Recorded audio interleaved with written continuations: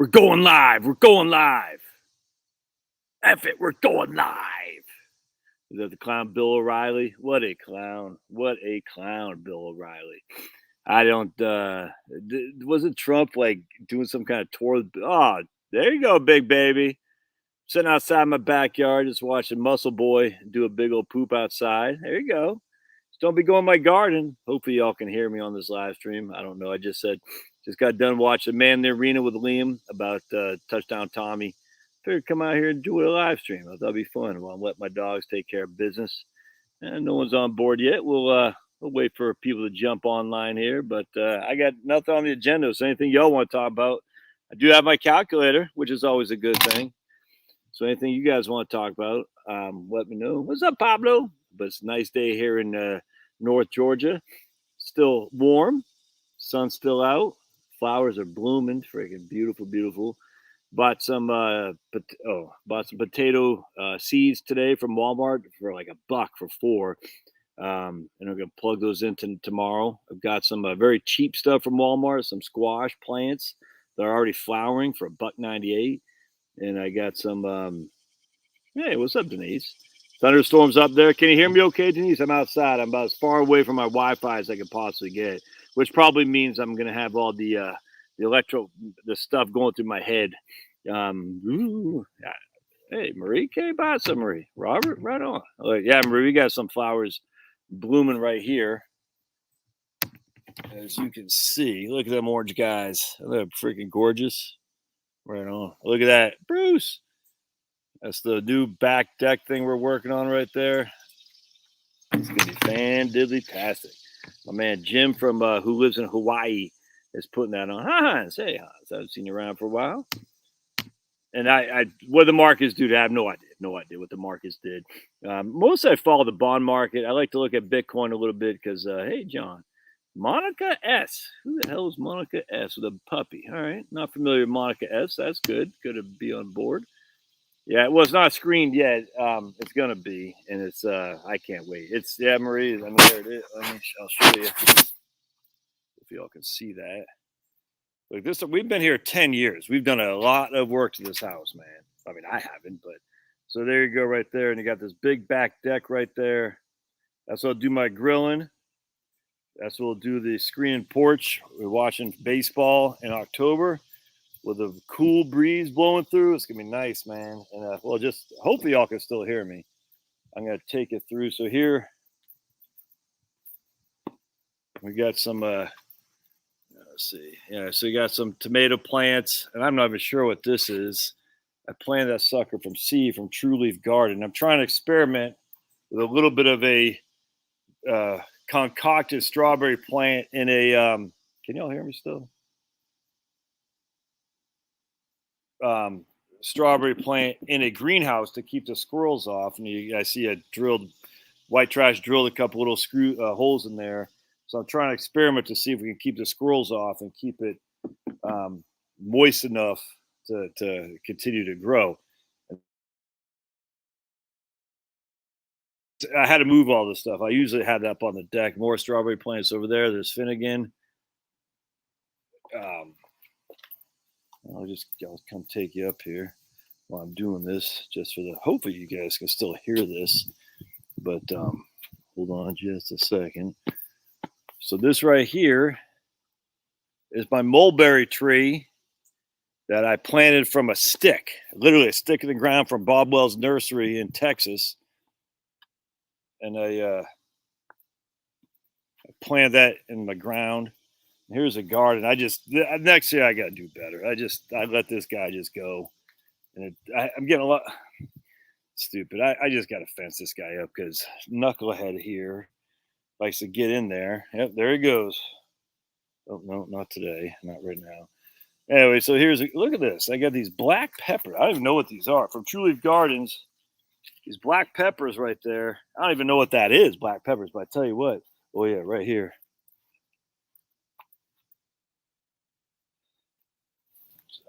Right. Oh, yeah. Here we go. The banana, some kind of banana thing. Banana pepper. Good. And so what you'll see These all cherry tomatoes. And what? And see this right here? That's called a sucker. You don't want that on an indeterminate tomato plant. You don't want that sucker. See, I was right at. No, that's not the sucker. Yeah, I probably pruned them all yesterday. See if I can't find a sucker. Right here. You don't want that on an indeterminate tomato.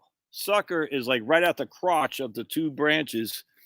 You don't want that because indeterminate, they grow and grow and grow, and the suckers take energy from the rest of the plant growing. I just let this all go to hell. This is the second time in 2 years I just let my, got this year I'm getting good peppers though. Last year I didn't get crap for peppers.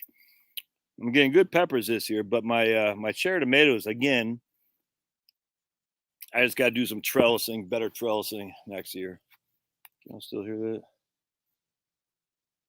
Smoke butt. Oh yeah, absolutely, Denise.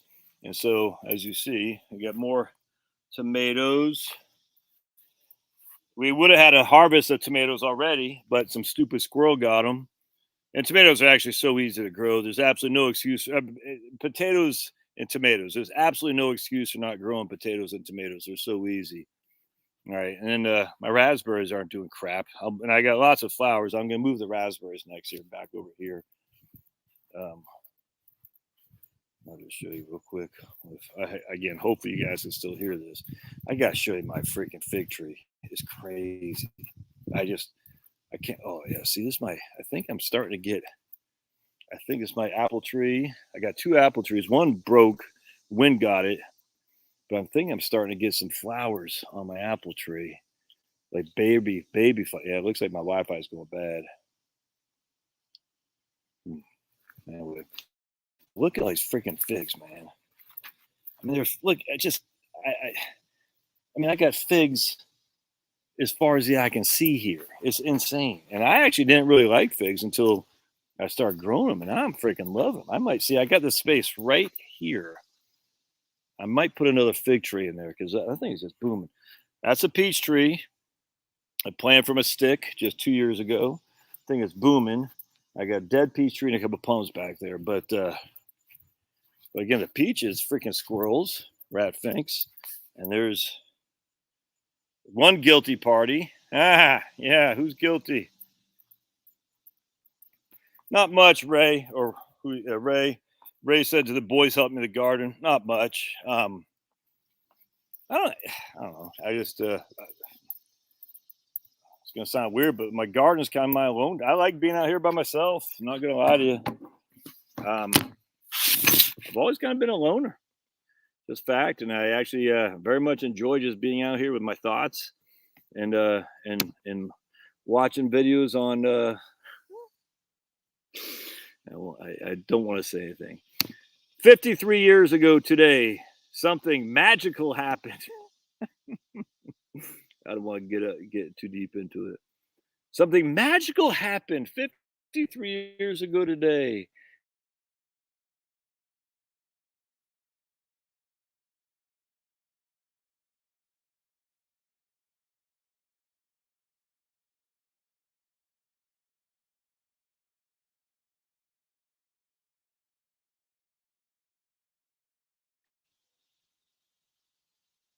Oh, there you go. Am I back? I use a Mittleider gardening method, Jill, and the Mittleider gardening method is synthetic chemicals, but everyone's like, "Oh my goodness, nitrogen!" Just look up Mittleider. So let me show you what I'm talking about. So Mittleider, and I don't use it as often as I should, but there's more to just using synthetic fertilizer in Mittleider. I mean, there's a methodology of this, and so what happens is this is my bucket right here of Mittleider, and the methodology, and see, we're doing all this stuff. Normally, I have my 5-gallon buckets of stuff here. Oh yeah, I'll show you right here. All right, oops. So here is, so right there, that's my 13, 13, 13. But you need more than just 13.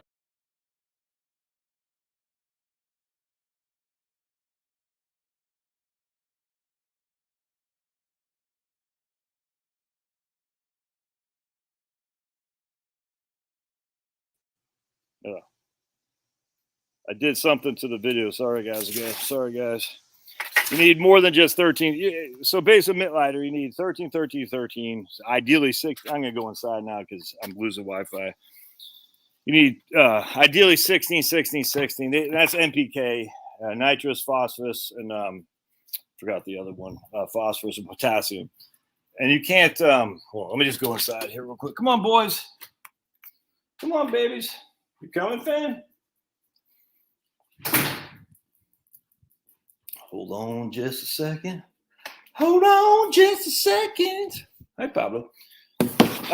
So with Mittleider gardening, let's bring up Mittleider gardening. Am I on? Yeah, I'm on here, right? Black, yeah.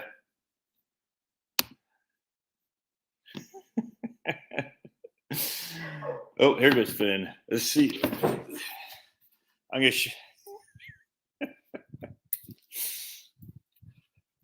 Come on, baby. The greatest thing that ever happened to mankind, and they just magically lost the videotape of the greatest thing to happen to mankind. Just gone. They don't know what happened to it. They lost the specs of the lunar module as well. Just oh my goodness, the whole thing's such a hoax. I'm sorry, everyone unsubscribe. The moon landing is such a hoax. I'm just telling you right now. I can't prove it. You can't prove it's not. It's just such a freaking clown show. James Webb, you know who that was, because everyone hates James Webb now because apparently he did not like LGBT plus Q I B C D E F G, and so they all hate James Webb. They want him to rename the James Webb Telescope. Well, James Webb was just a NASA administrator who just happened to quit in 1968 October. Basically before they won the space race that the Soviets were never engaged in anyway. And the second in command just quit that same year, by the way, basically because they said, they didn't say this, but you could put 2 and 2 together, that the James Webb said, we're not going to win. We're not going to do this. And he just happened to quit on top of the other guy previous to him who happened to quit. The whole thing is just a clown show. 3 astronauts got killed sitting on the firing booth, if you will, just a year before. They had to go back from scratch to build all this stuff. The whole thing is just a clown show. I know I'm a conspiracy theorist, don't care, literally whatever. It's fun to research. It's yeah, but I don't, are they gonna, has this been saying now, Bruce? Yeah, we don't know. So if it seems like Russia is not now. It seems like last I saw, it seems like Russia's not, but they're just not going to go back to 100%. Joe Rogan said it was moon landing was a hoax until he got money, and then all of a sudden he changed his mind. And he said, "Well, it must be real because all the top people say it's real. It's kind of like the climate change people. It must be real because why would they lie?" So Joe Rogan can kiss my big fat behind. He's a fake. He's just, he sold his soul, man. And I don't know that for a fact. I find it funny that Joe Rogan, all of a sudden out of nowhere, has become very, very popular. In fact, there's a new guy on YouTube. It's like the new Bill Nye, because I don't know why I'm getting this guy. Maybe because I have followed some moon hoax theories. This guy, Professor Dave. I don't know if y'all seen this guy. He's a wannabe Bill Nye. Just like Bill Nye, Professor Dave is not a professor. Like Bill Nye is not a science guy. It's just, it's weird what they put in front of you. So I see, it's like, Joe Rogan never done anything for me. I'm just not going to lie to you. I don't get the big, I've never understood the appeal of Joe Rogan. Especially from right-wing guys. It's weird. Well, he likes whatever this stuff is, UMA or what, I don't even know what it is. He talks like a real man. I said, no, he's freaking talking about smoking dope and doing mushrooms and, freaking, he did, like, I think he said he wouldn't mind if his daughter went into porn, he'd be okay with that. Just a creepy guy. I don't hate the guy, I literally don't care. But anyway, the long story short is all these guys. So Joe Rogan apparently did not believe the moon landing, and all of a sudden out of nowhere, when he started believing the moon landing, what you got there, big guy? That's when he started getting his money. I just find it funny, man. And then Joe Rogan.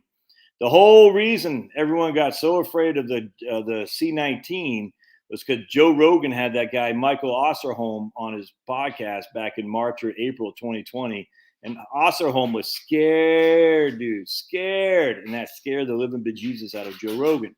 And here's the issue: if you don't have a faith in the supernatural, in the creator of all things, of all the good, true, and the beautiful, i.e., God, inherently, you're going to be very nervous about anything that could end your life too fast, if that makes sense. And because you don't believe that there's another, this is it. And Joe Rogan, of course, doesn't believe in a creator.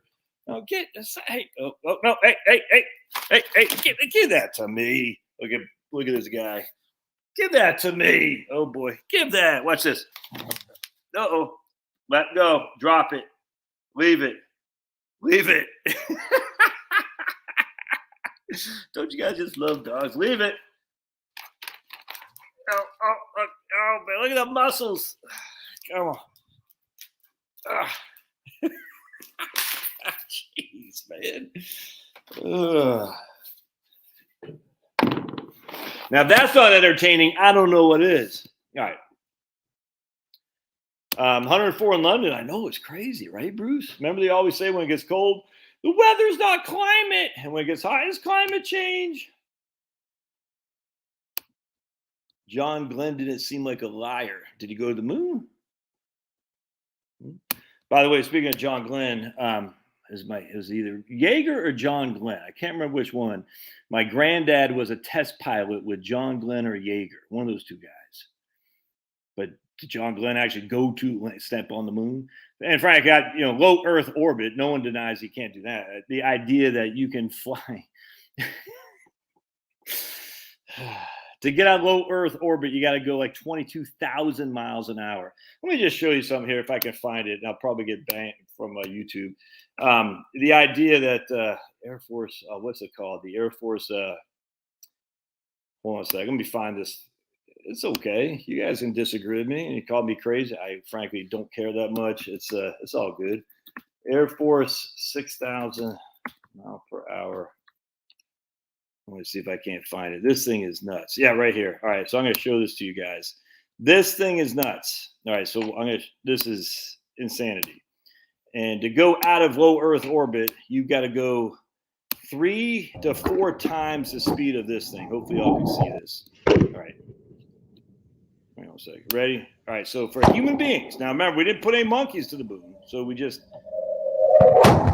that is 6,500 miles an hour. Mach 8.6. This is a half speed. To get out of low Earth orbit, you've got to go 3 to 4 times this. Between 17,000 miles per hour and 22,000 miles per hour. God. All right, I don't want to talk about this anymore because I find it incredibly.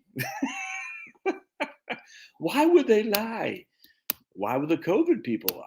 Why would the friggin' people when it comes to climate change lie? Why would the lies happen at Ruby Ridge? I mean, Pablo's here too, man.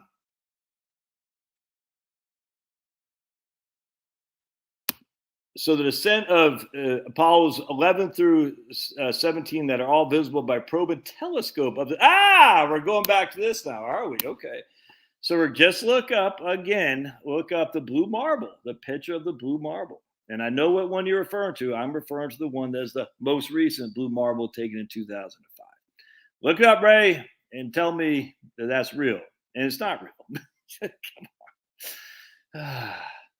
Doesn't anyone say, why haven't we gone back? If we could go and human beings could travel through a low Earth atmosphere, going through the atmosphere, through the Van Allen radiation fields, which just read Kennedy, even listen to him talk about how it's very dangerous to travel through the Van Allen radiation fields.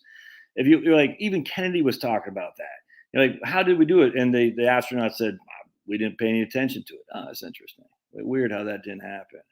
You're like, how did that not happen?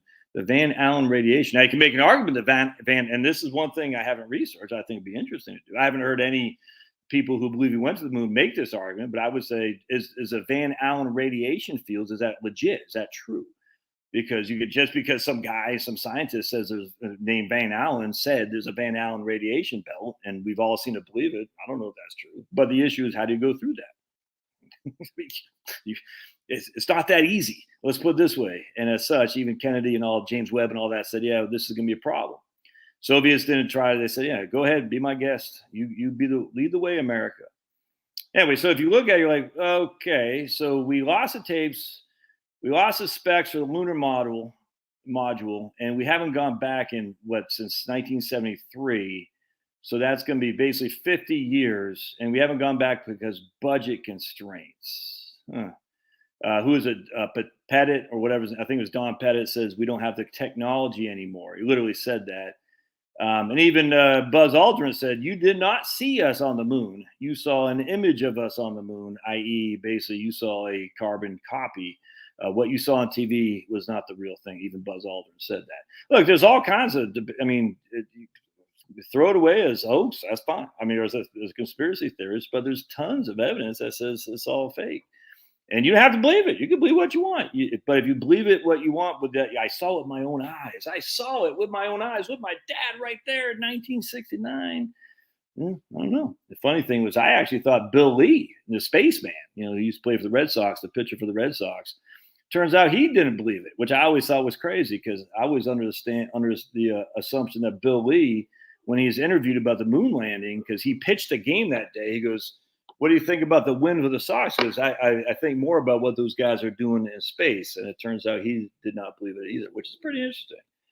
A lot of settled stuff, exactly. And so here's my thing to my libertarian and right-wing friends, which is what I always say, which I am one. I always say, isn't it interesting? The government is incompetent in everything except for space travel. And then we're good at it. But we haven't done it since 1973. And we lost the original tapes. I still can't get over that. We lost the original tapes. We haven't done it since 1973. But trust me, we went there. Why? And now we're not even going there. Now we're going to Mars. Like, huh? And then they say, what's his name? Bill Shatner or whatever his name is. Like, how does that guy, was he 92 years old? I've never flown a fighter pilot. I'm not one. I don't know. I've never been on a plane other than a C-4, a C-130, C-141. But I don't know anything about flying planes that go, Mach 2. Is that what they do? Mach 3, something like that. I don't know anything about it. My inclination, though, is to be in a cockpit of one of those planes. To fly a plane like that, you got to be in pretty stellar shape, I think. I don't think you can be some fat, Rachel Devine lady, or guy, pretend to be. I don't think you can do that. I think you got to be in pretty good shape. And that's just to fly a plane that's going Mach 3 or something like that. Now, remember, I just showed you that thing was going Mach 8.6. And so then you got a speeds to get out of low Earth atmosphere 4 times that. And again, Shatner didn't get out there, I grant you. But still, they're going fast, dudes. They're going fast. And you're sitting there thinking, and Shatner is like 90 years old. I don't think so. Seemed pretty weird to me. Right? 100%, Jill. 100%. We saw China people falling face down because of C-19. Remember in Ecuador? They didn't have enough places for the bodies. The bodies were piling up in the streets. I'll never forget that. And people who should have known better fell for it. It was crazy. It was crazy. Oh, look at my man Molo. Exactly. Look, if you guys want to see a great video on this, I'll share it with you. It's not easy to find, but let me see if I can't find it. Such a good video. And look, again, if you want to continue to believe, I'm not going to yell at you. I just don't believe anything anymore. I believe in God, and that's it. That's all I believe in. Everything else is a fake. Well, I shouldn't say everything else is a fake. Everything else should be looked at as it could be a fake, if that makes sense. That's what I say. Now, you don't have to. You can say, no, I don't trust the government when it comes to all this stuff, but I trust them for these things. That's fine. I do whatever you got to do. I frankly don't anymore. After this last bout with C-19, I don't believe a thing these guys say. And I don't care if it's Republican or Democrat administration. I don't believe it all. Any of them. Anyway, I'm going to share with you this. Obviously I can't share it with you, but I'll show you. If you're so inclined, this is such a great documentary. 3 3 hours. If you want to see the hoaxers, what we are and what we're about, this is American Moon English version, and I'll share it. Now, you can't just type American Moon English version because YouTube doesn't want this out there. So it's this Italian guy right here, and I don't speak Italian, so I have no idea what he says. This is in English. This Italian guy's got a lot of other, and you can see I liked it. This guy's got a lot of other videos that are conspiracy stuff. I don't know what any of them are. I don't watch because I don't speak Italian. But this is it's American Moon English version. For me, it's the end of all debates. It's the greatest thing. That's not the right thing. Next thing I'm going to tell you that AOC didn't really have invisible handcuffs on what? Oops. And look at my man, John D. Rockefeller. Mach 8 would not even be able to move, maybe not even able to breathe. The G-force would be too great. That's what I'm saying. So how were they able to do it? That's Mach 8. How were they able to do it? I mean, and because they went even, it doesn't make, and I asked people this, they said, well, I'm like, look, I'm. Nice. All right, so here's a YouTube video. So Bruce, and I just, Frank, I don't want to get too deep in this because it kind of, it's something. I don't want to say it doesn't bore me. I find it fun, but I just, it doesn't interest me enough to be getting into a whole lot of debates with people. But this is interesting. My man Bruce says, and I can't fathom this in my head. Acceleration is G-force, not speed. Acceleration is G-force, not speed. As long as accelerating at a lower rate than speed can be, that doesn't make any sense to me, Bruce. As long as accelerating at a lower rate than speed can be fast. I don't understand. I don't understand what you're saying. Because I'm interested. I don't want to be, I like hearing the debunkers. But when I've seen the debunkers, I'm like, that's all you got. And the debunkers of the hoax. Kind of like when I hear the debunkers of the climate hoax. They're like, I said, that's it. It's weird, man. It's kind of like the debunkers of the C-19. Remember they used to debunk it saying how a mask worked. And they're saying, oh yeah. And I remember there's a guy who had millions of views. And his whole thing was that the mask, what happens is that, buddy, come on. I'll never forget this. It was like so silly. And like so many people fell for hook, line, and sinker. His whole thing was that the social distancing and the mask. And this is like 2 years. It was actually aerosol. And the aerosol, oh, that's what it was. He says, oh, these people are saying the masks don't work, don't understand that the particles are basically wet particles that when you cough or breathe or talk, they go out and then they fall to the ground. Thus, that's why we need social distancing, and that's why the masks work. And he was even talking about the stupid cloth mask. I said, that's not true. They're aerosols, man. And aerosols is like somebody used to say, it's like a chain link fence providing a barrier to mosquito bugs. And it was literally, I'll never forget. I think I got not for like 7 days on YouTube for saying that. I said, dude, the mask doesn't stop an aerosol. And just everyone knew that back then, but just like that, all of a sudden you couldn't say that anymore. It's the weirdest thing. I still to this day, I don't understand. Like why? Well, I do understand because it's a big power grab. But I was like to even challenge it made you crazy. It was weird, man. And literally, I mean, I can't tell you how many people I lost because they were so, I don't know if they're Joe Roganites or what, but they were so knee deep in the hoax on, the C-19. I was like, this is crazy. And no one ever said it wasn't, I never said it didn't exist. I took the initial Fauci. It was a severe flu. That's what he had written in February 2020 in the New England Journal of Medicine. This is going to be a severe flu. Guess what Fauci said? I said, yeah, it's going to be bad. I remember having this right like we're talking about now. People say, oh, talk about exponential growth. And I said, this doesn't make any sense. It's insanity. And your cloth? We have no evidence at all that the cloth masks work. None from previous outbreaks of this. None. And then you look at what the swine flu. What happened in 2009? I forgot. 2009 or 11. My daughter got it, and she was sick as a dog.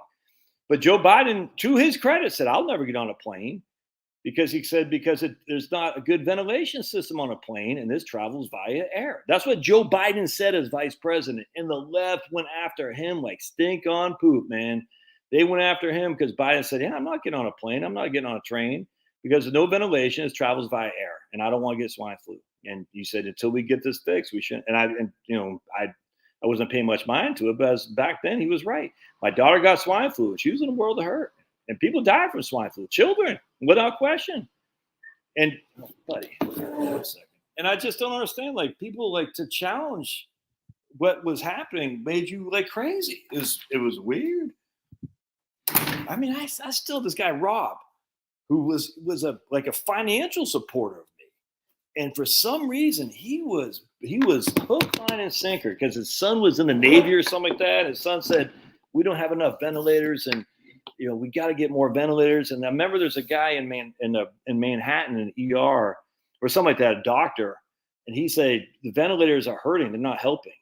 He said they're literally hurting people, i.e., worse than hurting, if you know what I'm saying. He goes, "This isn't good." And he was not a conspiracy theorist. He was just like, these aren't helping. They're hurting. Stop with this. There has to be a discussion on this because people are coming in here. We're putting them on ventilators, and they're not getting better. They're dying. And he got banned off YouTube. And he was not like a freaking Robert Malone. And the funny thing was, let me show you this. This is always what cracks me up. Who all here put a 1 if you're familiar with Mark? Oh, let me actually hold on a second before I get that.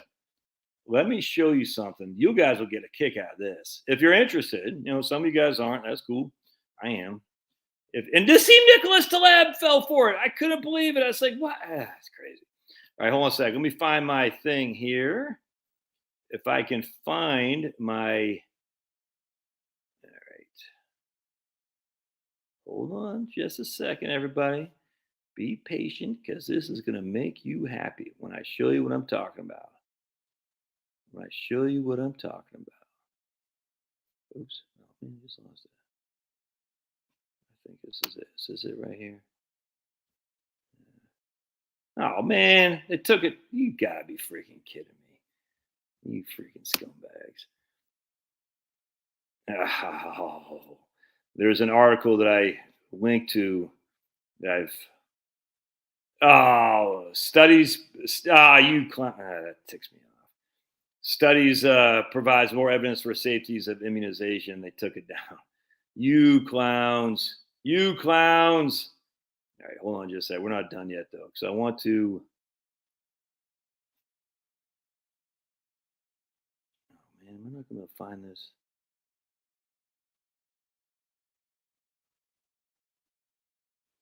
All right, here. All right, sweet. Yeah, that's what I'm looking for. All right.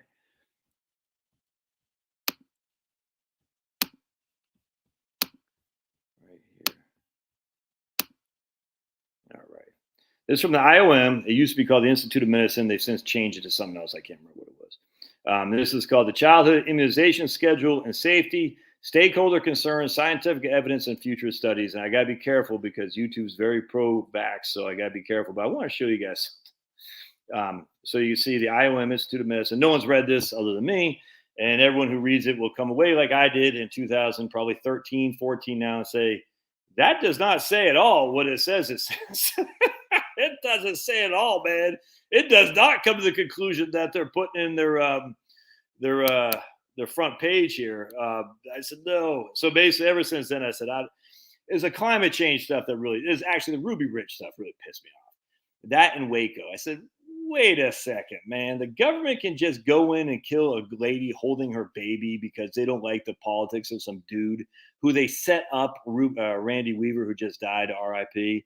They set him up. The FBI did. I said, the government just go in there. They don't like his politics. They set him up and then they can kill his wife and children without a trial, without anything. And it's completely a setup. It's freaking evil.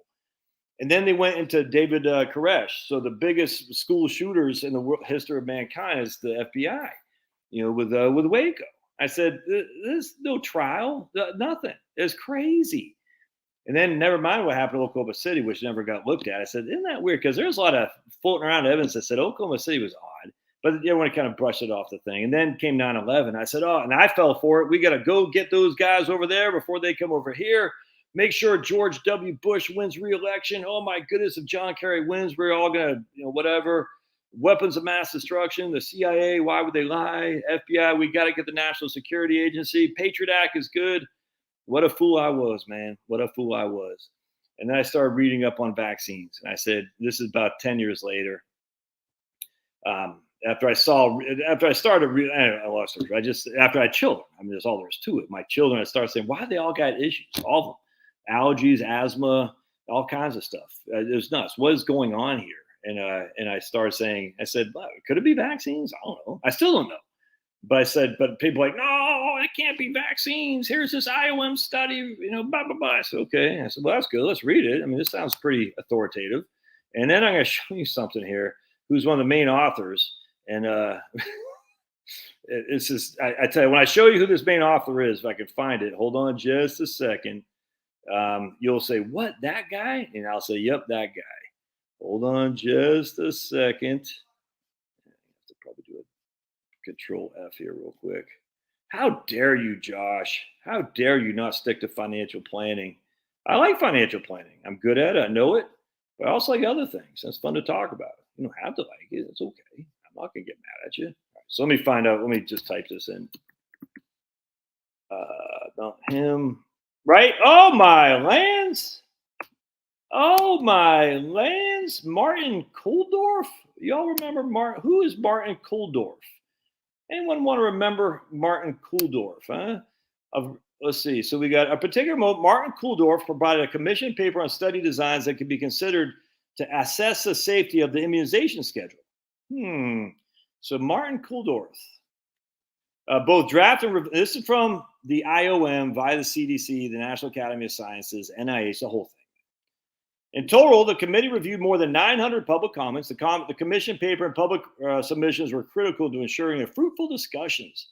So let's keep reading about Martin Kulldorff. Hopefully some of y'all remember Martin Kulldorff because he has been right here. And there he is. 50 pages or 40 pages were attributed to Martin Kulldorff and is critical. The committee requested from consultant Martin Kulldorff the commission paper on study designs could be used. So they're literally paying Martin Kulldorff to provide methodological input to the committee, but the paper does not necessarily reflect the committee's view or deliberations about the safety and efficacy of vaccines when it comes to the children's schedule. Isn't that weird? So let me just go through the comments here. So let's see if anyone knows who Martin Kulldorff is. And if you do,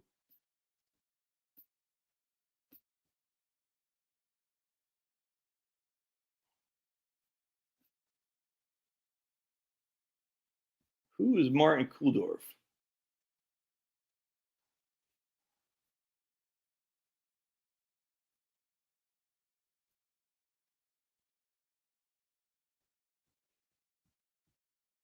So you're equating spray paint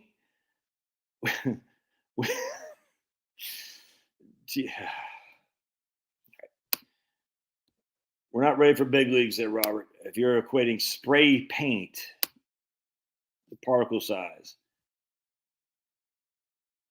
spray paint. Okay. All right, so let's go here. Who remembers Martin Kulldorff?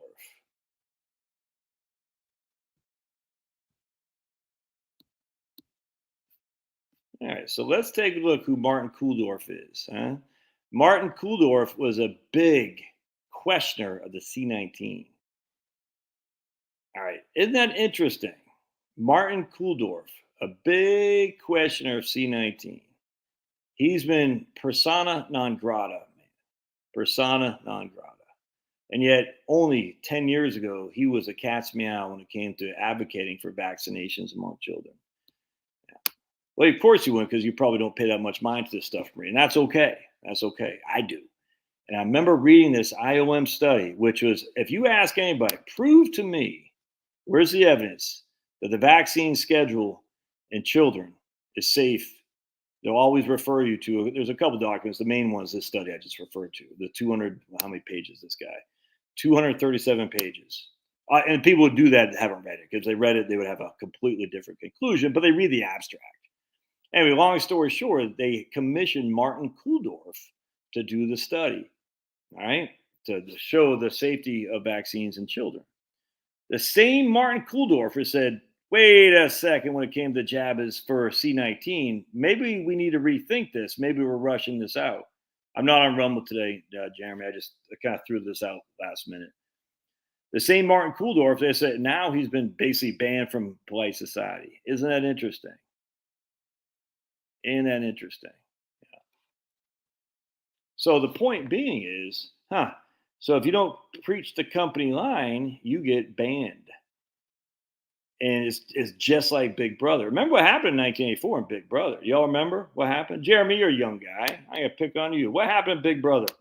I forgot the guy's name. Whoever the guy, the protagonist. What did the protagonist do at the end? Anyone want to remember? Anyone can put it out. What happened to the protagonist in Big Brother? Anyone want to put a thing in here? And that's in 1984. So let's see what you guys got to say about that. I'm sure you read 1984, all right? Oh yeah, pharmaceuticals huge. Both political parties too, James. The Republicans are just as bad. Just do some research on the Bush family. It's actually quite frightening, frankly. How much money did the Bush family make? Prescott Bush or Prescott Bush. I lived in Arizona, so Prescott is forever ingrained in me. When you see Prescott, I think Prescott. How much money did the Bush family make off the war machine? And I will give George H.W. Bush props because he was a patriot in World War II. He risked his life fighting airplanes, as did Bob Dole, by the way. No, as did my great uncle, who took out a Japanese sub, the Chickamauga or some of that. That was my great uncle. And my granddad was a test pilot with either Chuck Yeager or John Glenn. I forgot which one. It was one of those two guys he was a test pilot for. I guarantee my granddad, when he was a test pilot back in the late 50s, early 60s, wasn't 92 years old, 1,000 pounds, and saying he could go 17,000 miles an hour out of low Earth orbit. I guarantee. The whole idea is just silly. All right, right here. Martin was one of the top 3 scientists. Yeah. And yet, just 10 short years ago, he was the key guy to show that the vaccines on children were okay. And yet now he's done. Isn't that crazy? Anyway, so what happened in 1984? The main guy, I got to read up who's up. I can't remember the guy's name, so I'm going to find it real quick.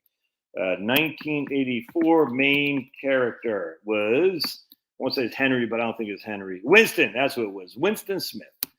So Winston was the main character in 1984, and at the end, he capitulated to Big Brother. He says, "Big Brother, I give myself over to you," something along those lines. And he fought and he fought and he fought, and ultimately he just bowed. Isn't that sad, dude? It's a horrible ending because you're like, dude, I thought you were gonna go down fighting. Nope, he said, "I bow." I can't remember how Brave New World ended, but I do remember there's a lot of similarities of Brave New World and what we're dealing with now, the bread and circuses. I was listening to my man Earl Grey talk about the BBC. He calls it the bread and beer circus, the BBC out of the UK, because Earl Grey is a UK expat living in St. Petersburg, Russia. He calls the BBC the bread and beer circus is what he called it. I thought that was pretty funny, actually. Anyway, so the point being is that what happened with Winston in 1984 is he capitulated. And that's what Joe Rogan did. He capitulated. A lot of these guys, they capitulate. Look, I'll probably capitulate. Hell, I mean, I want to stay on YouTube, so I got to be careful what I say. So I'll probably take this video down when we're done here. So I talked a lot of nonsense here, but it's sad. It's sad. But be that as it may, I get it. And this is the thing, ultimately, by the belief in God is so strong. And it's no doubt that it's completely understandable why the people who don't believe in God fall for the temporal, because they don't believe in a supernatural being or an out of world, in the eternal. They just believe this is it, man. And if you believe this is it, you're going to do whatever you can to keep this, to stay alive.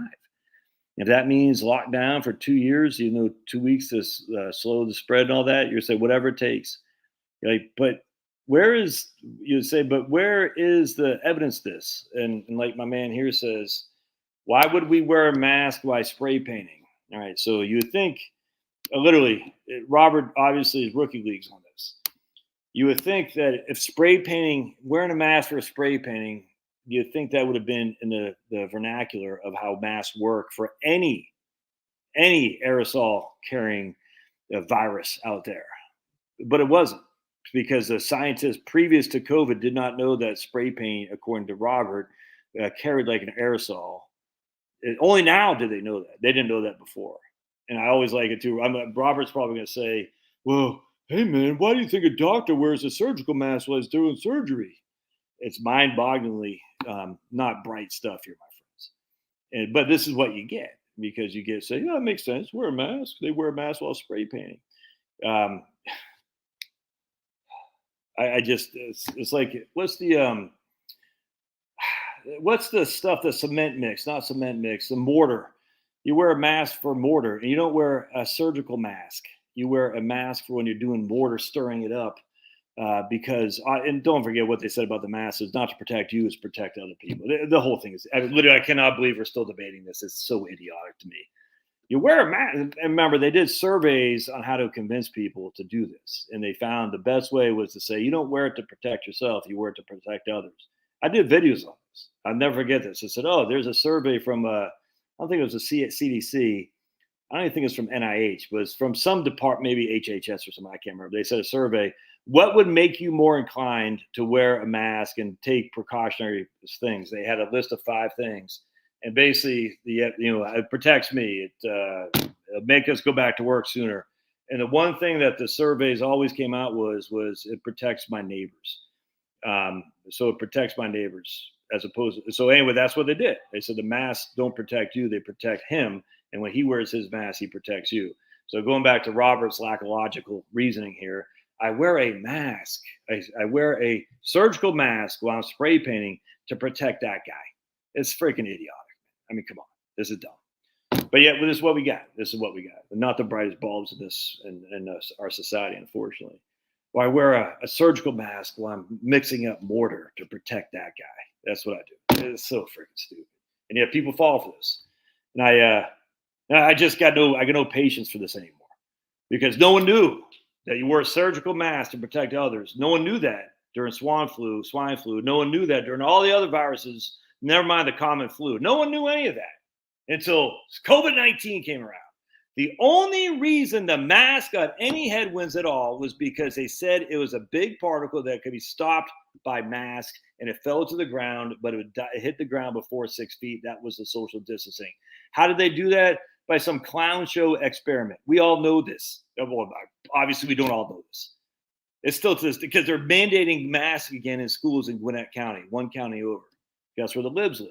And my wife's like, sweet, I hope they keep doing that, because that's going to get people pissed off to make sure they don't vote for Stacey Abrams. If we had a legitimate media, they would ask Stacey Abrams, hey, what do you think about the mask mandates in Gwinnett County? What do you think? Think we should do that for the rest of the state? Let's see what old Stacey Abrams will say there. But they won't, because the media's, they don't care. They got an agenda. We all know that. You know what I'm saying? Because we know for a fact, going back to why I like Brian Kemp, even though Jill gets mad every time. No, I'm being silly, Jill. But we know Brian Kemp at least did not do all that, where all these other idiot Republicans did. Brian Kemp said, no, we're not having a mask mandate. It's not happening. Anyway, the point being was they said we could leave it to the county. Now, we'll see if the media asks Stacey Abrams, hey, do you think Fulton County should have mask mandates? Because remember, Stacey Abrams was a big mask Nazi. And she's running for governor in Georgia here, by the way. She's not going to win. But the point being is this is good, because the people are, hopefully the people are. I don't know. We still got some people, even on my channel, must be new to the channel, because otherwise they say, oh, yeah, you think it's my first go around this stuff? Dude, so it's kind of like they say the same thing with climate change, that with solar. Like they think, well, so remember, Cindy, the left is a uniparty. All right. So the left is Rob Portman. All right. He's a Republican, supposedly conservative. You know what they just passed? They just passed the Silicon Valley Protection Act, basically to give tons of money, $50 billion to Silicon Valley to protect semiconductor manufacturing in the United States. Rob Portman voted for that. Rob Portman is supposedly a constitutional conservative, but when it comes to corporate welfare, hey! And Rob Portman is retiring, just ironically, in 2022 from the Senate. And I who's wanting to take bets that Rob Portman is going to end up in in Silicon Valley, or he's going to end up in a pharmaceutical or a hedge fund? One of those 3 things. I'm taking bets. Rob Portman is going to end up in one of these three things: Silicon Valley, hedge funds, or a pharmaceutical company. Who wants to bet on me? So anyway, he's a conservative Republican. He's just as clownish as the other guys. He spoke at the Aspen Institute. I mean, it's sick, man. It's sickening. It's freaking sickening how evil the Republican Party is too when it comes to this. And the more research you do on the mainstream Republicans, the more you realize there is only one solution, and it's Trump. I hate to say it because look, Trump still pisses me off. And I still don't know this day if Trump was in on it or he just got played in 2020. I still can't decide. But Trump he was the only solution we had. I'm not even convinced of that anymore, actually. We shall see. But I'm not quite sure it's DeSantis either, to be perfectly honest with you. I like DeSantis because DeSantis was talking the right stuff to Rush Limbaugh well before DeSantis, even before the primary. Like he was talking, like Ken Paxton out of Texas, he was talking the right stuff well before it was cool to talk about the right stuff, if that makes sense. That's why I like DeSantis, because I remember Rush Limbaugh talked about him and had him on our show a couple of times, and DeSantis was talking the right stuff. I think it was just like a state senator or something like that. It wasn't anything that's a sweet. I like that guy. You know what I'm saying? And Rush is a big DeSantis fan, that's for sure. And Rush, to his credit, never capitulated on anti-climate change. He was always knew it was a hoax, always. And to Rush's credit, I'll never forget. Yeah, I saw that right there. I saw Pelosi's husband. And to Rush's credit, after 9/11, Rush was not at all anti-Muslim. He said, why are people getting pissed off at Muslims? Muslims didn't do this. Terrorists did it, man. I'll never forget that. To my endearing forever respect for Rush Limbaugh. Because there was a little bit of time there that people were fired up, dudes. You know that, I know that. And Rush Limbaugh, I'll never forget. I remember where I was when I heard him say this. I was driving through Dayton, Virginia, going to work, and Rush Limbaugh says, why are we getting mad at Muslims? They didn't do this. It's a bunch of terrorists. Isn't it weird we never saw the Osama bin Laden? They just threw the body overseas, or the water. Kind of weird. It's almost like, did we actually get that guy? Oh, no, we got proof. Yeah, we got proof by pictures. Huh? Anyway, so they just passed the Silicon Valley thing, which is great. That's $50 billion, which we don't have to support corporate welfare. Biden's bringing on his climate emergency act, which is apparently he's saying he's not going to allow for any more drilling. It's what they look, guys. This is what happens when you think that, I'm just as bad as all that. This is just what happens. It's like for too long, the right wing has allowed the left to just take over everything. For too long, we haven't fought back. We just said, I just want to be left alone, but they don't leave you alone. He was on the government payroll lives in Cuba. Who are you talking about? Cars can run in water proved a science guy who vanished. Cars. 100%, Bruce. It's interesting how the oil, how there's alternative to oil, and when the alternative was found, people just kind of went away. What were we just talking about? Yeah. So anyway, Marie says reconciliation ends on September 30th. So we got the climate. Oh, that's what I was going to say. So the Republicans, we didn't want to play the culture wars. We thought we'd just play the economic wars. I'm like sitting there thinking, okay, well, the economic wars, we have low taxes. Oh, that's great. And what else? Low capital gains, low dividends, income taxes low, amongst the rest of the world. That's all good. But what else do we have to show for it? We played the DC games. All we got is this low capital gain rate. And the vast majority of wealth is in your home and in 401ks, which aren't subject to capital gains anyway, for the vast majority of us. So it's kind of like, but the left just ran roughshod over everything, and including the climate change stuff. We did not want to be anti-climate change, and we followed the model of Newt Gingrich and Matt Gaetz and all these guys. Like, we got to appeal to the Greens. I'm saying, maybe you should start a thing saying, if you're going to preach indoctrination in class, we're not going to get money anymore. And that not only goes to the college, it goes to freaking slow schools too. Why is Howard Zinn's book in freaking public schools and not, I don't care who it is, Milton Friedman's, I don't care. Why is Howard Zinn in there? You know what I'm saying? Why is Abraham Kendi? Why is this freaking crap in there? Because Republicans, they don't want to fight because they want to get paid. And I don't know. We'll see. Yeah, I don't know. We'll see. We'll see. I'm not. I don't disagree with that necessarily, and I don't know DeSantis' thing on jabs. I think you're probably right though, Jill. But for you, Trump is the biggest. I mean, with that said, though, who's the biggest salesperson of jabs in the history of mankind? It's a Trumpster. Who's the biggest salesperson for firearms in the history of mankind? It's Obama. All right, so we got what else here? Anything else going on here? Anyway, do I think they'll pass a stimulus to butter voters? It will take too long for it to get out there, Brian. It'll take too long for the stimulus to happen. So I would not expect it. I think people are kind of over that now. It's interesting, but oh yeah, by the way, just so I'm getting something to drink.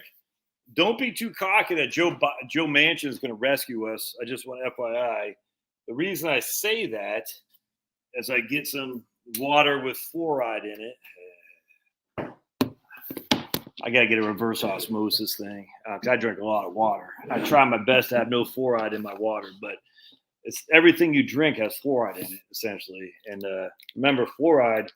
If you just look at a toothpaste, it says don't swallow this. If you do, go see your disease control center. But yet we put fluoride in water, as in we have no right to say no fluoride other than paying for a filter of some sort, reverse osmosis, or not living in a town that doesn't have fluoride, which aren't many. And if you drink a lot of water like I do, and you're just going to get crazy fluoride in your water supply. What does fluoride do to the noggin? Well, anyone can guess, but is there a correlation there with Alzheimer's and dementia? I don't know. I just find it interesting. And we know for a fact that fluoride is problematic, as it says in the back of a toothpaste. So if you swallow fluoride, what am I doing? They say, well, Josh, there's only 7 parts per million. Yeah, but it used to be 20 parts per million or whatever it is. And now it's down to 7 parts per million. And that's just, but they don't know how much water we're drinking. You see what I'm saying? But everyone bought hook, line, and sinker the fluoride stuff. And if you just look at the history of fluoride, you're like, whoa, what the hell is that about? You look at the history of the pharmaceuticals, you're like, whoa, where does this stuff come from? Oh, it comes from big oil, ultimately. But here I am drinking fluoride water. Hopefully my brain will keep until I'm until my wife throws me in the garden. That's why I say don't compost. Don't what is it called? Burn me. What's it called? Put me in the compost. Just throw me in the garden, man. Let the wormies eat me alive or eat me dead. I'll be dead. That way they can poop it out, and that'll be great for the soil. Got to regenerate the soil. That's why we're big on regenerative agriculture, not sustainable. Sustainable can kiss my big fat behind. Regenerate with composting, with cover crop like crimson clover, winter rye. You know what I'm saying? You throw some of that stuff. So come fall, if you got a big piece of land, your sunflowers, winter rye, clover, throw all that in there. It's a wonderful cover crop, which means what it's doing is generating air, is aerating the soil underneath. It's getting all kinds of stimulants in there. It's just breathing. It's getting wormies going through. It's kind of declaying your soil, just helping the topsoil stay pat. And that's what you do in the wintertime. So that way, come summer, when you're getting ready to plant, or spring, when you're getting ready to plant your garden again, your soil already has all kinds of activity in there, all kinds of nematoids, all kinds of micro fungi, all kinds of stuff going there. It's good. So clover, winter rye, and of course sunflowers. Wonderful. I forgot what I was saying. All right. So what were we talking about? All right. Cremate. Right on. That's what I meant. Cremate. Yeah, exactly. Blame on the fluoride. Yeah, Berkey. Yeah, what I'm saying, my man. Financial Conversations with Brian's got Berkey. Absolutely. Yeah, I don't know much about arsenic. I'm ignorant on that, but I'm not ignorant on fluoride. So Burke's basically a detailed confession of a coup. Yeah.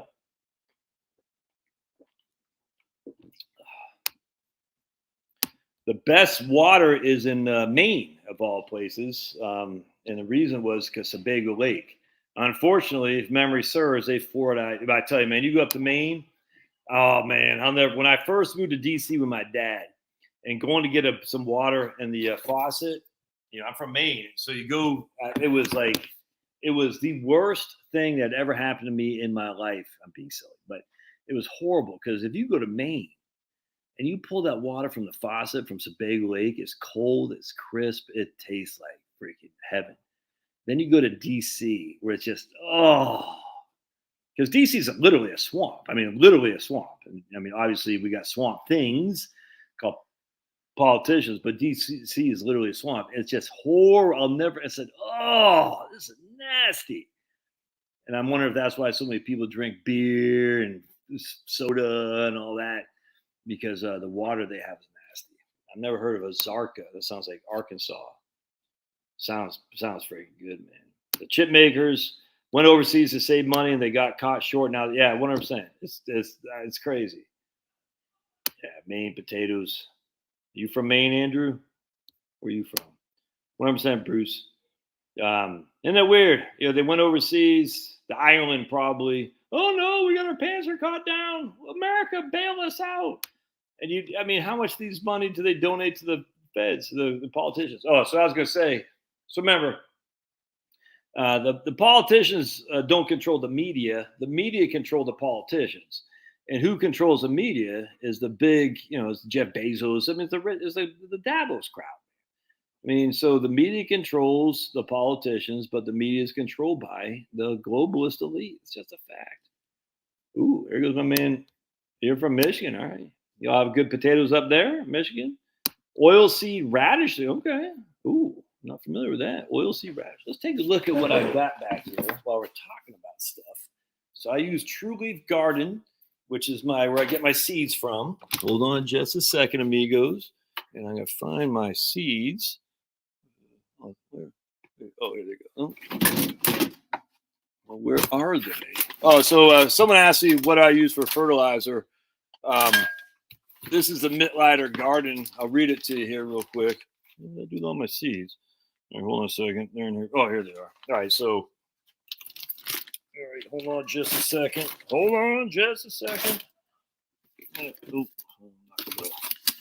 right, so here's just a. Oh, yeah.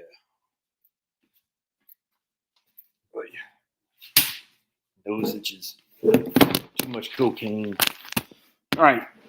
So first of all, this True Leaf Garden out of Utah, if memory serves.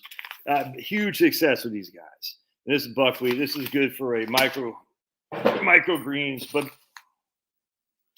non-GMO. I'm not anti-GMO. I just want to I want to point that I'm not an anti-GMO guy. I'm not convinced GMOs are bad. I do wonder about the soil because when they spray a GMO plant with pesticides, I wonder what happens to the soil around said plant. I don't know the answer, and I'm not sure I haven't read any studies. I'm ignorant on it. I'm interested. So all these people like GMOs are bad. I'm not so sure I buy that. In fact, I actually don't buy that. I do wonder what happens to the soil around the GMO plants, though. That makes sense. Anyway, so these are True Leaf Garden, True Leaf Market, and so you got, I don't know how many seeds are in here, a boatload. I can't, a pound. And so I got a bunch of seeds like this, and basically these are for microgreens. I don't have my little microgreen thing. I need to bust that out actually. And microgreens are fantastic, but the point being is you have a bunch of seeds, and these germinate the germination percentage rate on True Leaf is just through the roof. These are premium seed, but they kick ass and take names, man. Love these guys, and I get all kinds of True Leaf gardens. Why am I even bringing that up to you? I can't remember, but but you can. So this is buckwheat, and that's not. I actually don't use the buckwheat for a cover crop. I like to. Until old Finney got in it, I like the clover. All right, so anyway, here's Mittleider Garden Micro Magic Micro Mix, and what this contains of is. So we got NPK 13-13. Oh, they are using 13-13-13. All right, cool. Then you got some sodium borate, manganese, zinc, iron sulfate, copper sulfide, calcium, sulfur, chloride, sodium molybdate, and MgSO4, which I don't even know what that is. Anyway, the point being is you mix this with some don't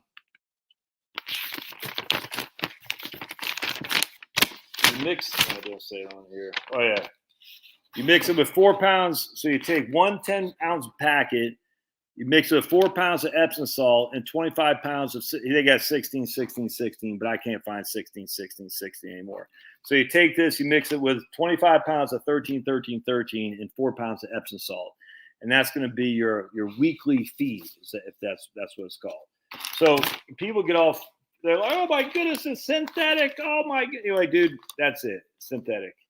And you're like, does people even know what synthetic fertilizer is? Now, look, I'm not a fan of just putting nitrogen all over the place just to green up your yard. I don't like that. But, in a garden, you get the plants need something, and they're just not going to get it from compost. It's just not going to happen. This organic stuff is I'm telling you, it's ruination of modern techniques on growing. And just because it's synthetic fertilizer as opposed to compost doesn't mean it's bad.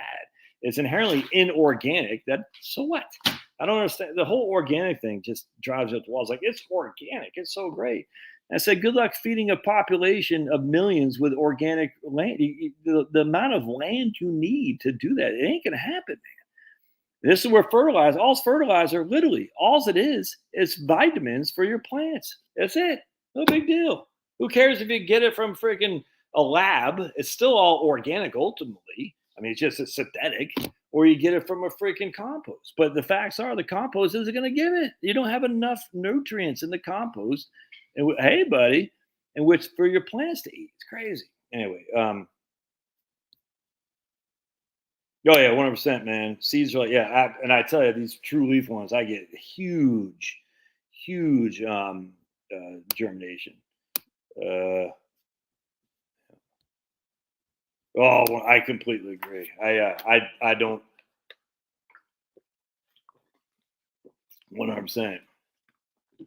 And it's too bad because now we get organic and the contrarian in me, because you can always see with the trends. I'm like, yeah, there's fakery going on there. Now you got to get it sealed by USDA, and so the government's getting involved. It's sealed organic.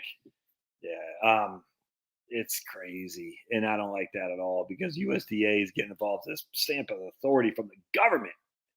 Yeah, it's crazy. And they act as if it's all that in a bag of chips. I don't buy that for 2 seconds flat. Cindy says she gets. I've had success with cheaper seeds buying low. I mean, I can't say if you get what you pay for. I will say my experience with True Leaf Market is a hell of a lot better than some of the seed packets you get over at Lowe's or something like that. That's just a fact. And I guarantee that for anybody? No, but I'm a big fan. Anyways, the organic stuff drives up the wall because I'm sitting there thinking that. See, now here's a problem. So it's kind of like the BIPOC, the Black Indigenous people of color. I actually very sympathetic to the Black American Blacks. I'm 100%. You start throwing in Indigenous, if we're talking Indians, you start throwing in people of color, though. I don't buy that for 2 seconds. But I'm very sympathetic with the American Blacks and American Indians. But I'm not sympathetic with brown people in America. No, that's not the same thing. I don't even want to hear it. It ticks me off, actually. It's the same kind of thing with organic. No, we're not doing that. Oh, boy. No. Organics, like grass-fed beef is better than corn-fed beef. That's just a fact. Free-range chickens, if they're truly free-range and not just a marketing thing, are better and they're healthier. They're not. Commodity meats are worse as a taste and less healthy for you than old school way. And so you're going to pay a premium for the old school way because it's a better quality for sure, and they taste better. They're better for you. But I hate when they throw organic in because now you got like grass-fed and organic as if they're two peas of the same pod. They're just not. Pesticides area problem in big farms. Yeah, I bet 100%. See, that's the thing we have to resolve. So we say, okay, GMOs in of themselves aren't the issue. The pesticides are the issue. What are the pesticides doing? And that's I see this is where the false dichotomy comes. GMOs aren't bad, thus pesticides are good. Or the other hand will say pesticides are bad, thus GMOs are bad. And see the false dichotomy. GMOs aren't bad, thus pesticides are good. Or GMOs or pesticides are bad, thus GMOs are bad. And I'm like, how about GMOs aren't bad, but pesticides are bad too? Like, what could we do around that as opposed to saying it's got to be either or? Because it's not mutually exclusive. Organic is good. Or grass-fed beef is good. That's organic is good. Okay. Mittleider, because it has inorganic fertilizer, is bad because organic is good. It's just like this. It's silly. Um, soy is such a. I mean, hell, Ayn Rand was talking about soy in Atlas Shrugged. So soy is clown show. Soy is all GMO. I mean, you're not going to get any non-GMO corn or GMO soy anymore. It's going to be hard to find some heirloom corn, but I would stay away from soy. I think it's a clown. That's what tofu's made out of and stuff. They've been selling us soy for as long as I've been alive, 52 years, and it's some UN thing. I don't know what it is. It's some big government thing. They've been loving soy for a long time. And even when I was growing up, my parents were big on soy because of tofu and all that.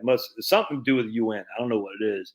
But then reading Ayn Rand and Atlas Shrugged when I was 20 or something like that, and even her book was written like 1924. They're talking about soy, and I was like, what the hell, dude? What's the thing with soy?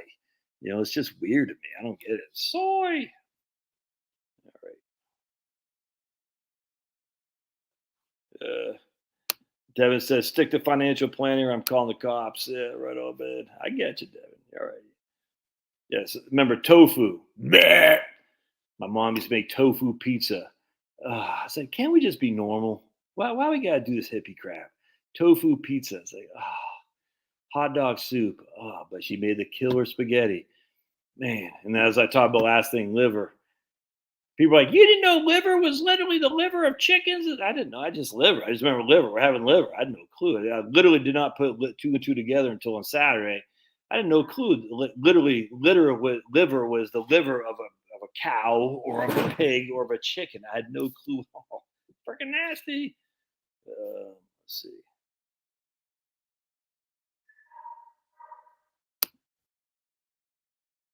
Yeah. I use for my stuff. I use the what the hell is it called? Neem oil. That seems to do the job. It seems to do the job pretty good. Neem oil. Oh boy, we got the con on here again. This guy's gonna find a girl for us. All right, sweet man. That's always what I want to see. He's gonna find a girl for me. Not just a girl, a naked girl too. Whoa, no way. Whoa. Some guy just showing up here is going to find a naked girl for us? That's crazy. Never saw that before. And by the way, I don't have a WhatsApp thing, and I'm not on whatever the other one is either. All right. Let's see. Anything else going on with you guys here?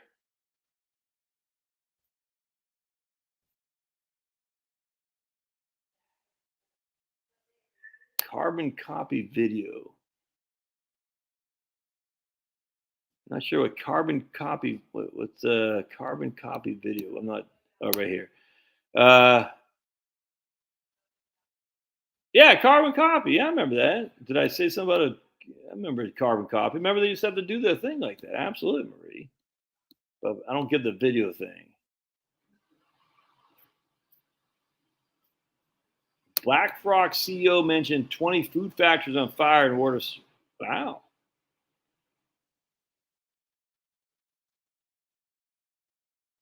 Farm girl, Cindy. I got a kick out of the whole. Where are you living? What's your place, Cindy? Where you live? She is made from soy. CEO mentioned 20 plus food factories on fire, warned of shortages on mainstream Iowa. Right on. Carbon video of moon landing was carbon copy video, Josh said. Carbon copy. Oh, wait, I see. Yeah, carbon copy paper. I remember carbon paper. Remember, you used to sniff it. You'd like your old test, and you like. I don't know if you guys probably didn't do that. No, what I was saying about the moon landing is you listen to Buzz Aldrin. He said you didn't watch us. You watched a simulation of us, or what did he say? He didn't say simulation. I forgot what he said, but he said that wasn't what you're watching. Wasn't correct? He said it's like Conan O'Brien or something like that. It was actually pretty interesting, and I got no antipathy or anti Buzz Aldrin thing. I just the whole thing's a hoax. I wonder if lock me up, baby. I tried to delete those. Yeah, me too. I don't. I don't get it, Jill. So those WhatsApp things, I see videos where they're not on their channels, and I see others where they're on the channels. I don't know how to delete. I mean, I delete them when I can, but it's like I don't get it. I see some channels they're not there, and I've used all the tools that YouTube does to let me kind of delete unwanted comments without having to go through it. But yeah, right on. City member to carbon copy. Smelled it. So I know me too. You just lift up the thing. See, we're old guys. Jill, and I'm sure DB Douglas and Cindy, right here. This guy, Ray. We're all old, man. We remember the carbon copy, and we remember, the Scantron things. Remember the Scantron things? Oh man, it's mimeograph, not carbon copy. Gotcha. He's creating a channel name, but slightly different. At what age would I start taking a so my man JL on 3. So you live around me, I assume. I assume that's your zip code, brother. Rolodexes, yep, exactly right. Rolodex, yeah. That's crazy. Hey, real quick, JL 3014. I'm not sure the context of your question. It sounds like, would you make up your mind? Tootin' fruitin'. Oh, hey, babe. Still live stream. You don't let him out? All right, thanks. Look at the knucklehead. Oh, there they go. So I'm not sure your circumstance, Jail, but just because the mortgage is 3%, I think you're going into the idea of like, I'm only paying 3% interest rate. And I can get better than the market. I just think that's the wrong way to look at it. The debt is a debt, man. Debt is a debt.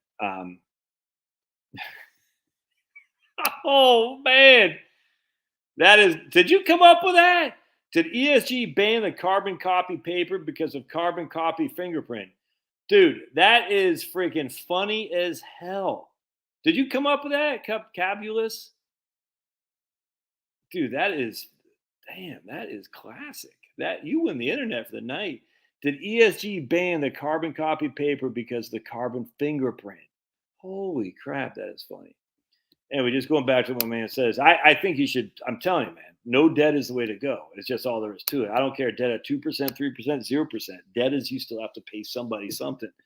You are a slave to the lender. I mean, it's almost like the Bible says that. Oh yeah, it does. Anyway, so the point being is like you don't have debt. Don't have debt. All is good. I'm not gonna say all is good, but remember, you can't go bankrupt if you don't have debt. It's just a fact, man. Anyway, I would be tackling it right now. I do. My mortgage is at 3.25. I pay as much as I can on that sucker, man. You know what I'm saying? Because I want that sucker paid off. My number one thing. What's my number one financial priority, babes? You hear that? Did you want? Don't get it. I just asked my wife when she let the dogs in. What's my number one financial priority? She was pay off debt, the mortgage. Yep, exactly right. Hey, man, that's fantastic. 41, married with 3 kids. Right on, man. All right. My new employer allows after-tax contributions to the 401k. Oh, I see. Because you're asking.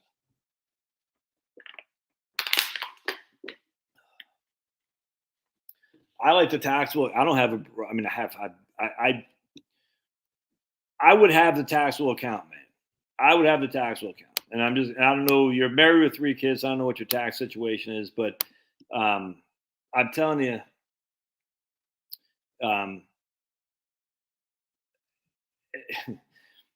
the Roth. If you're, so I was talking to who was this? I was talking to her the other day. I think she was married.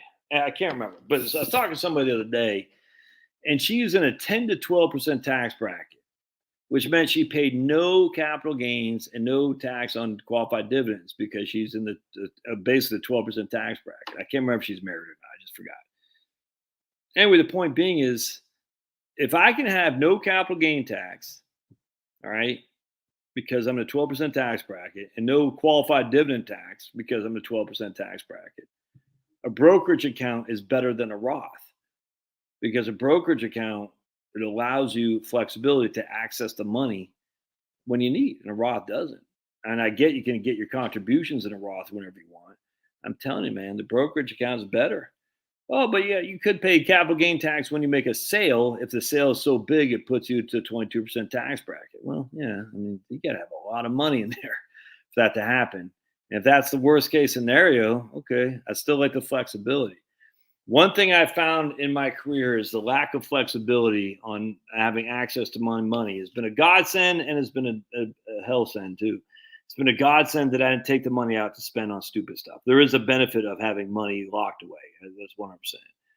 But also, it's been a hell thing because when I needed the money, I didn't have access to it without significant taxes and a penalty too. And sometimes you need the money for things you're not ready for. You know what I'm saying? And it's nice to have access to your money. That's just a fact. So I would actually not do the Roth. I would do the brokerage account.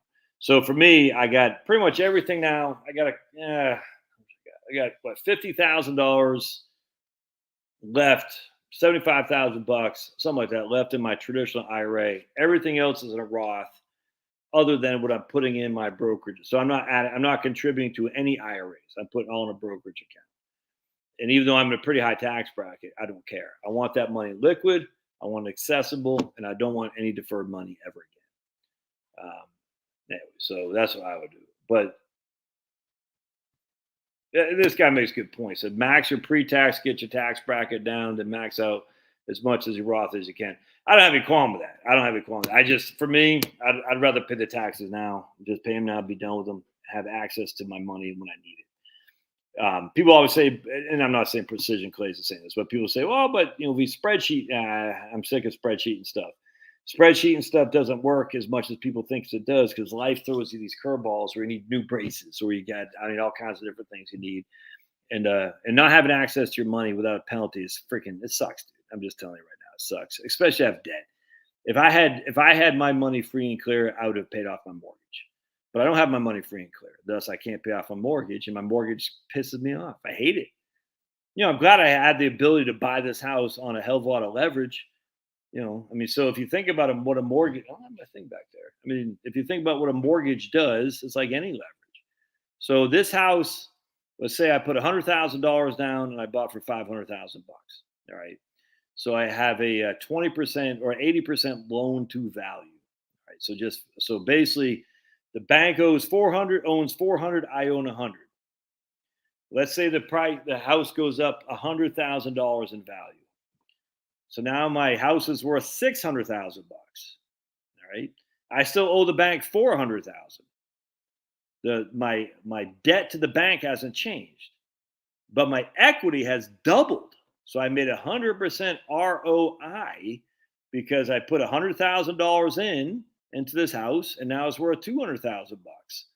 That's the leverage that can work in your favor, which a lot of people say this is why owning a house is the best investment you make. And there's something to be said about that.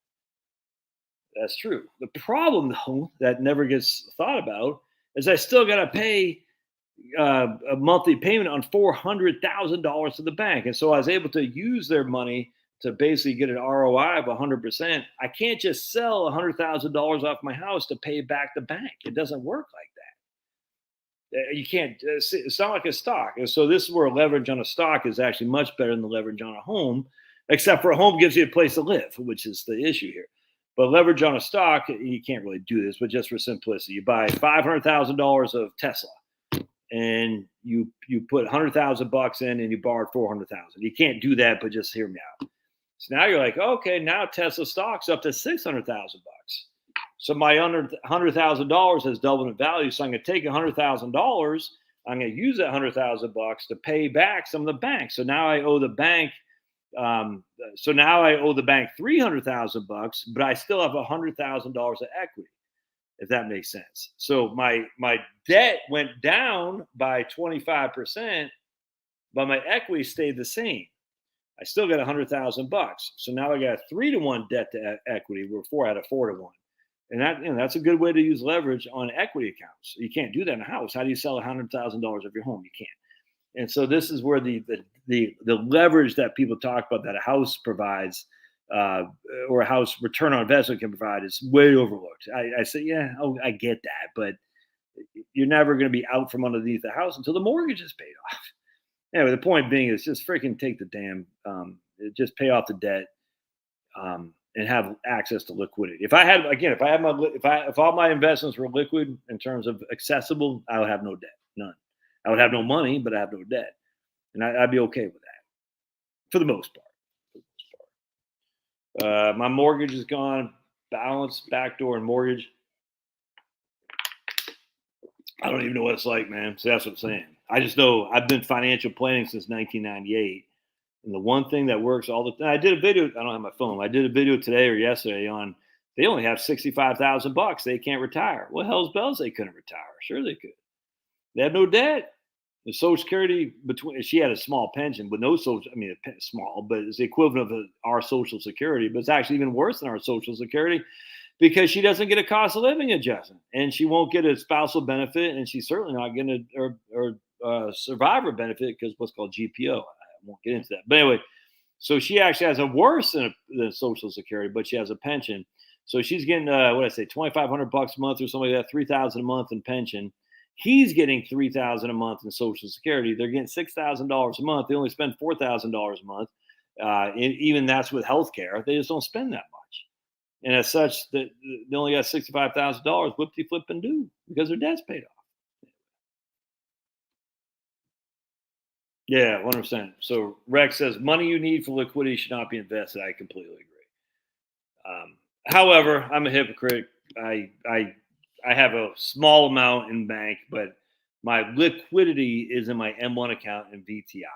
And I think VTI has gone pretty well the last couple of weeks here. So it seems like I don't have a huge amount in this. I just don't because I really am focused on paying off my mortgage. But, so my VTI was down. Now it's back up.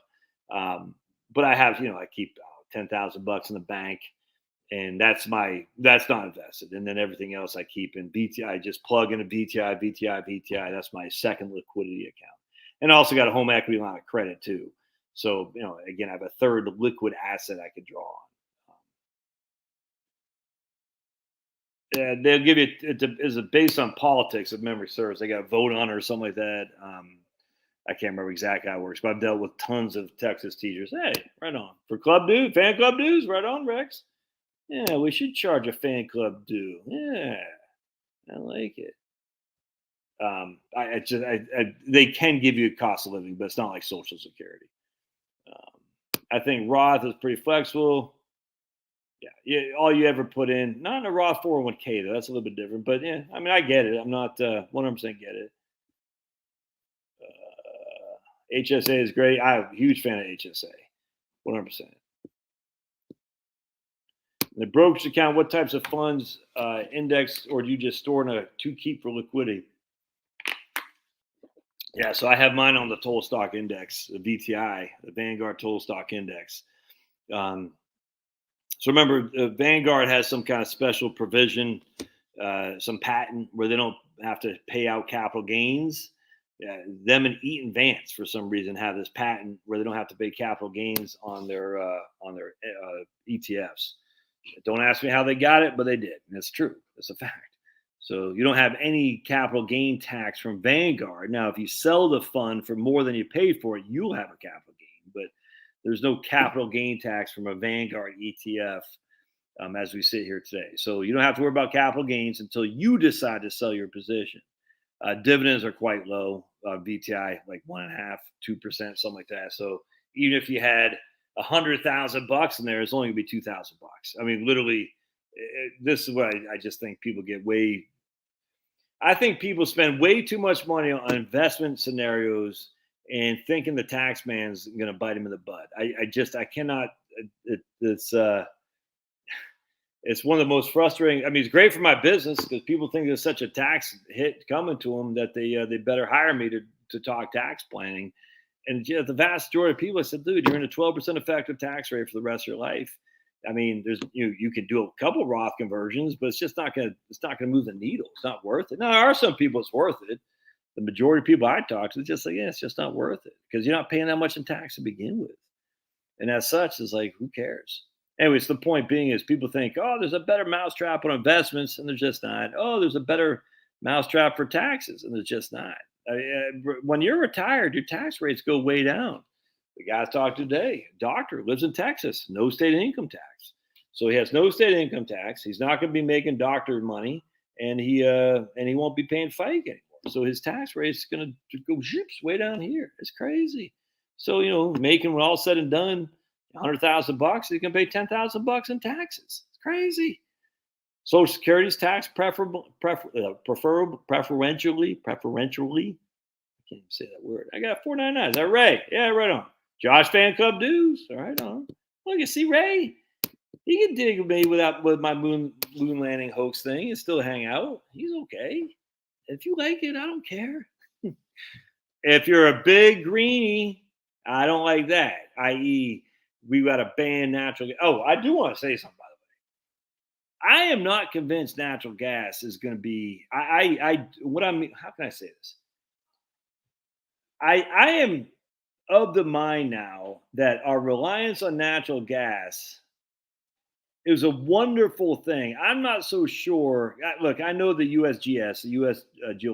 Geological Surveys. I know there's just huge amounts of natural gas that we can tap into if we can tap into it.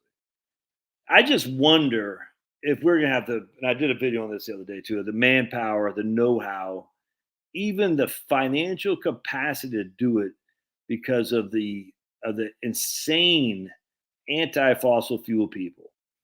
And as such, it's almost like, all right, if you can't beat them, join them. You see what I'm saying? Like with electric cars. You can't beat them. We're never going to win this just because everything's against us. We're just going to make, freaking Ford F-150s electric and not even have an ICE anymore. And I am worried about that with natural gas. People forget and I'll say this when I'm blue in the face. The reason we went so heavy on coal in the 70s and 80s, well, obviously we had the OPEC sanctions. We had no natural gas. We couldn't find it. We couldn't get to it because there's no fracking back then. All right, so we had no natural gas. OPEC, we weren't producing that much oil, even though we could have. But OPEC was putting sanctions on us. Our alliance with Israel, all this stuff. And so we had no other source, and solar's a clown show, and still a clown show, even all these years later. So the only thing we had was coal, and now they want to make it clean coal, and they did that pretty well. But back then, it just happened to coincide with the 3 Mile Island, which came out. That whole 3 Mile Island emergency came out 10 days after the China syndrome came out? Huh? Look, dude, don't even get me started on my conspiracies. I'm telling you now. After what happened with C-19, I'm all conspiracy. Don't even get me started. So literally, China syndrome comes down the pike. Everyone's scared crapless of melting freaking uranium rods and spent fuel rods and all this stuff. And all of a sudden, 10 days later, 3 Mile Island comes out. The whole thing's so damn corrupt, dudes. How ironic. And so then that got rid of our capacity for nuclear. So we had to go to coal. Anyway, the point being is, what if we run out of manpower to find the natural gas to build the derricks or whatever the hell they're called? You know what I'm saying? And we don't have the capacity to do it anymore. What then? Oil. But oil is. Look, that's great. But then the same thing would happen to oil, no? And then, so we're right back to coal. But coal is. I do worry. Worry is too strong. I do wonder if right now as we're living a short life relative to what we're going to see in 5 to 10 years because of the Greens. And this is what happened in Germany, man. If you just look at Germany, they're screwed, man, because they didn't think basic physics was applicable to them in terms of solar. The physics of solar cannot run a country. It's so freaking mind-bogglingly stupid. The guy who is in charge of the Green Initiative in Germany said, "We don't have a nuclear problem. We have an electricity problem," or something. I was like, "Well, crazy." So I'm sitting there thinking, what if we don't have the resources in 5 to 10 years that we think we do, because everyone's getting old. There's no one here to take up the flag, and the Greens are just so adamant that people just give up. The Southern companies, the ExxonMobil said, "We're just not going to do this anymore." You know what I'm saying? regardless of Sniffy Joe with a stupid climate emergency. So anyway, I don't know. That does concern me, and we shall see. I'm not sure that the good life that we're accustomed to of abundant natural resources will be continuing. I don't know. We'll see.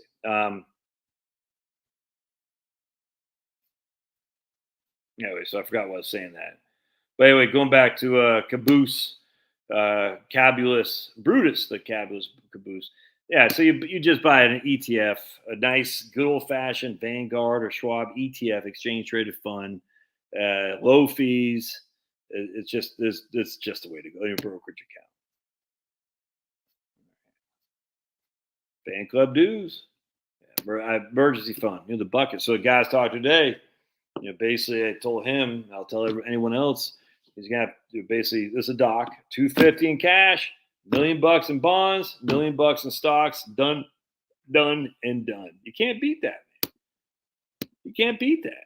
And when I say you can't beat it, can you beat it from a portfolio where you get a better rate of return? Maybe. I'm talking about I'm talking a hell of a lot more than that. I'm talking about your ability to go night night, cash, bonds, stocks, night night. It's freaking perfect. And I don't have that kind of scratch, but there's a doctor. You know what I'm saying? My God. So I'll have what $2.50 in cash, $10 in bonds, and $10 in stocks.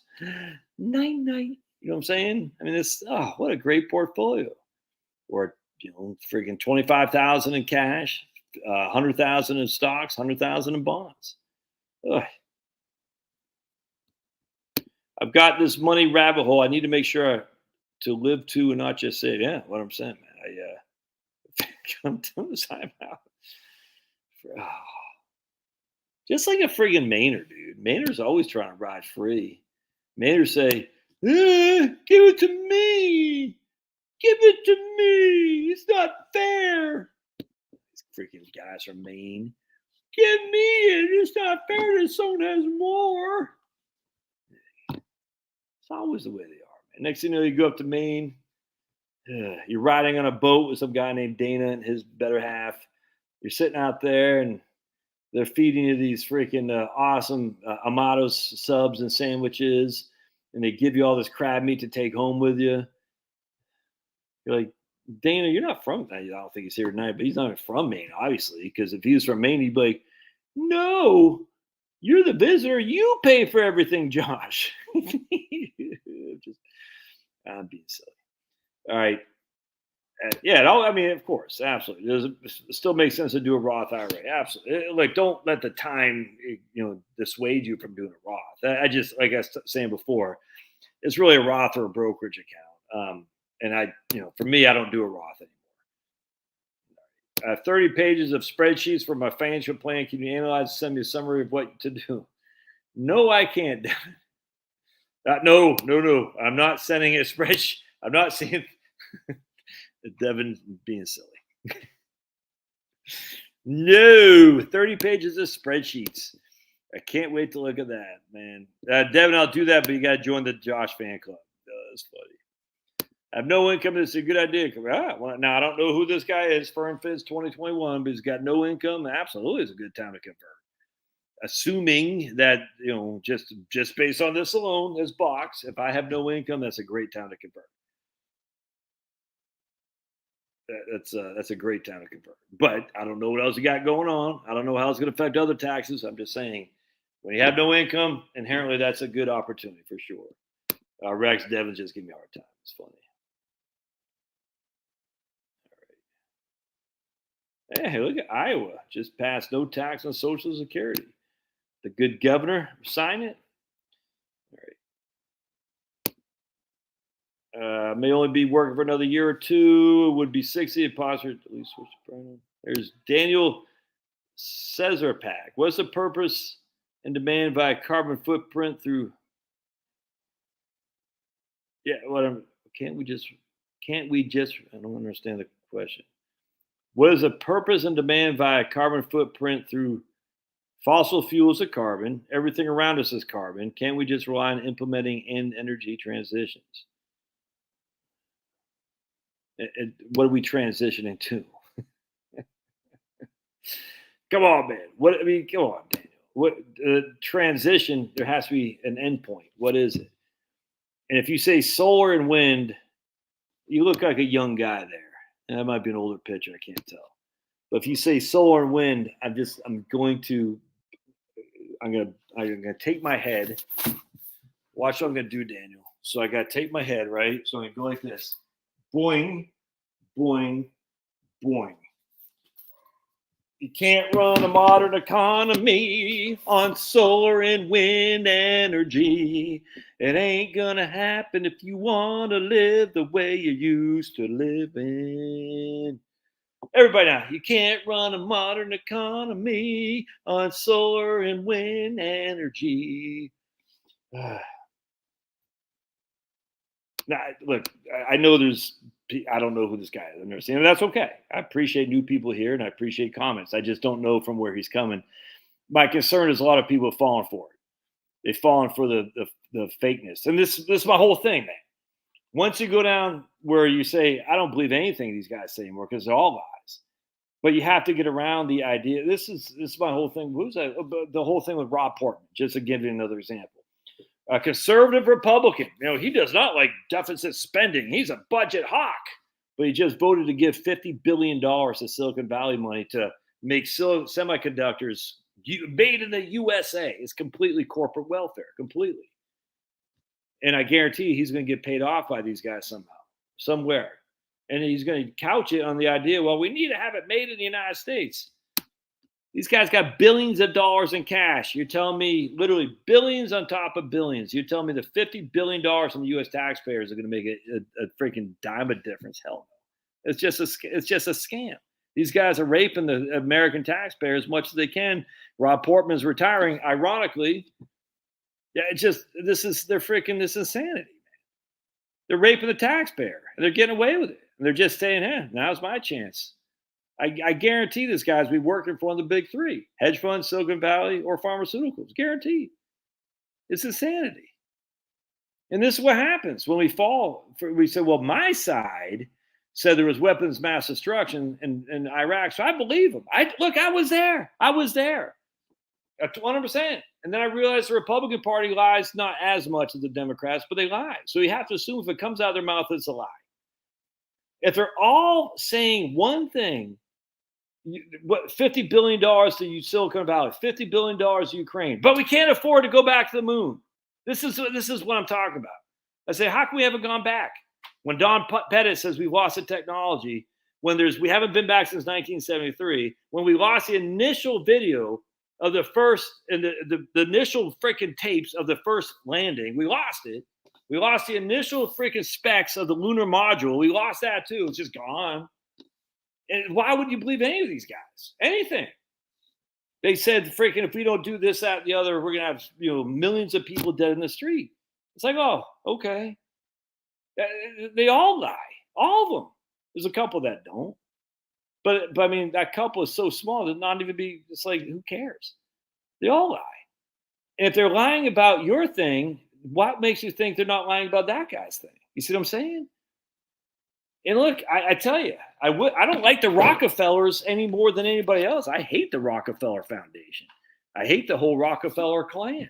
But we've come to rely on oil because they took over everything and they eliminated competition to see if there's other sources that we could use. But solar photovoltaic ain't it. It's just not.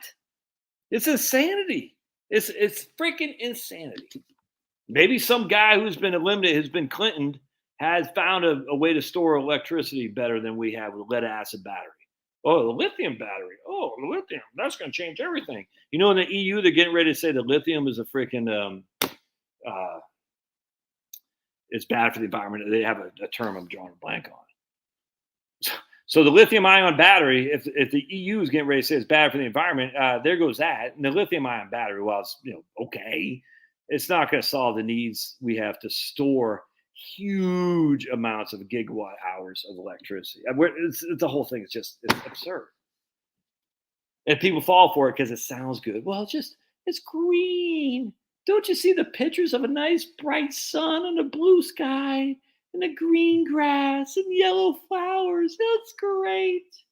Oh, it makes me so happy. It's freaking insanity. And people fall for this because it sounds good. If we don't do it, Miami's going to be under 4 feet of water by 2020. Okay, here we are, 2022. It's not. No, but next time it will be. If we don't do it, Putin's going to nuke freaking London. If we don't do it, in Silicon Valley, we'll be relying on China. Well, what do we rely on China right now for? Oh, yeah, China produces 95% of all solar photovoltaic stuff. 95% from China. What's up, Doc? You go upstairs. All right. Anyway, the point being is the ship has left the freaking station, or whatever. The train has left the station. Now we're sitting there just like, we're not as bad as Germany, but it's all about energy and freaking, it's crazy. I don't even want to, I don't know where to go anymore with this because, like, well, how do you get the energy? You got to start. I mean, this is like the oil gas exploration. They get huge subsidies for that. I mean, that's a fact. Solar, they huge subsidies for that. We're subsidizing everyone until the cows come home, and which subsidizes is tax bailouts, essentially. We bailed out the banks, we're bailing out semiconductors, we bailed out the airplanes, we bailed out the hospitals, we're bailed out pharmaceuticals, we're bailing out everybody except the freaking taxpayer. I want to know when the freaking taxpayer gets a freaking bailout. These freaking scumbags. It pisses me off, man. You know, we got people in the United States. No one's dying of starvation, I grant you. But we got people here that have worked their whole friggin' life off, busting their chops, and we're sending $50 to Ukraine. We're sending $50 billion to Silicon Valley. We bailed out the banks. We bailed out Big Pharma. We give all kinds of subsidies to freaking charitable giving. So Bill Gates, when he dies, can leave his vast amount of stolen wealth to freaking his own foundation, all tax-free. We send all kinds of money to UNICEF, UNESCO, UN. We support NATO. NATO's freaking, those guys aren't paying crap for NATO.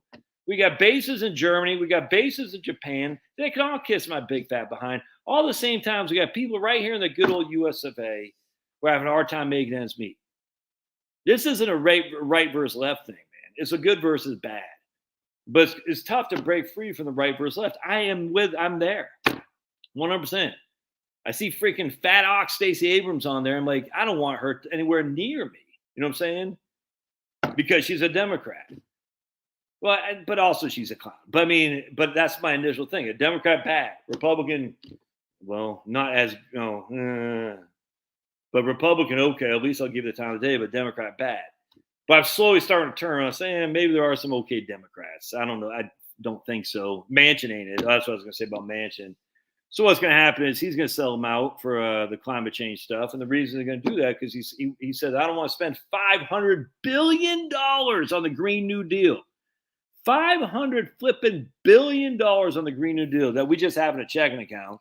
He said, no, inflation's too high. I don't want to spend it. You know what's going to happen, right? Next month and the month after, inflation is going to drop off a little bit because the price of gasoline has gone down. Wow. It's still above $4 a gallon. And Manchin said, okay, inflation seems like it's under control. Let's go ahead. And everyone say, what? You know who Manchin's daughter is, by the way? Oh, yeah, she just owned an EpiPen company that was raping American taxpayers. Oh, yeah, but hey, whatever. All right. I'm going to freaking get out of here. I'm too pissed off. Bailout, dude, are you freaking kidding me? Bailouts require a return of investments, not free money. Oh, God. Okay.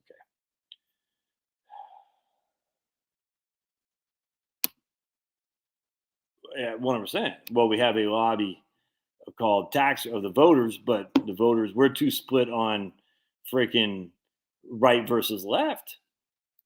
And I get it. I'm there too. I'm not trying to dismiss myself from this because the left is bad. I 100%. But we got to recognize the right isn't good.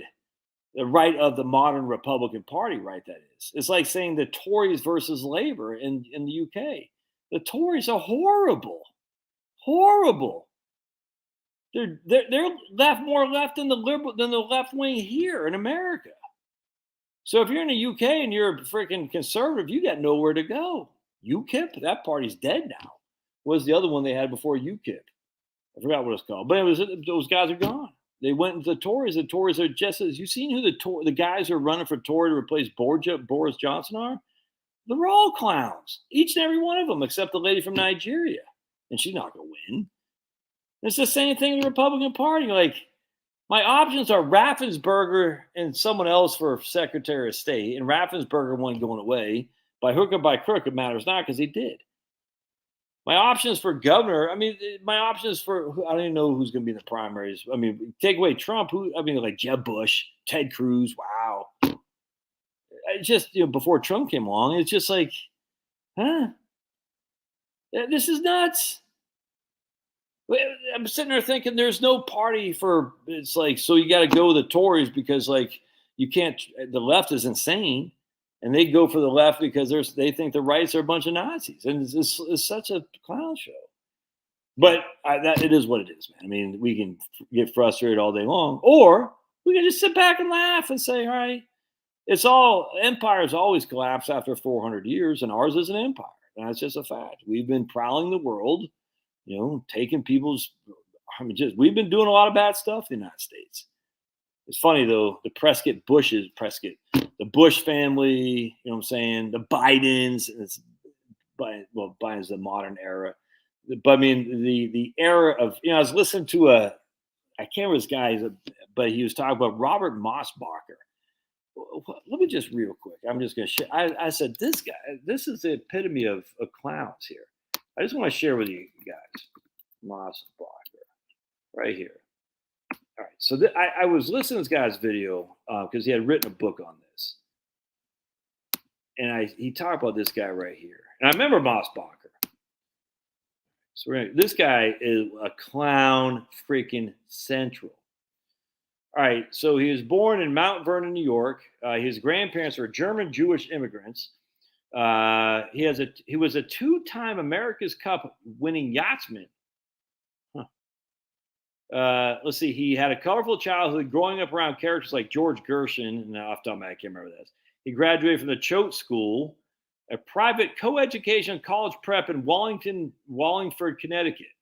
Obviously, it's a very well-to-do, hoity-toity, good-time rock and roll place. But his grandparents were German Jewish immigrants. Where did they get the money to send him? Where's this money come from? Where's it coming from? Weird to me. All right, so let's keep going down here. But somehow he got into yachting. All right, then he went to he befriended George H.W. Bush while he was in Texas, because he went to Texas as a wildcatter. All right, so how did he get to Texas here? So let me see here real quick. We're gonna go to his business. Let's see. He got a big amount of money from his dad. I'm not gonna be able to find it right here. Let's see.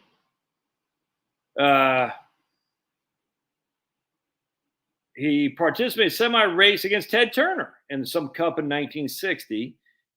Ted Turner attempted to force Mossbacher into a mistake by executing a gruel. I don't even know what that name of that stuff is.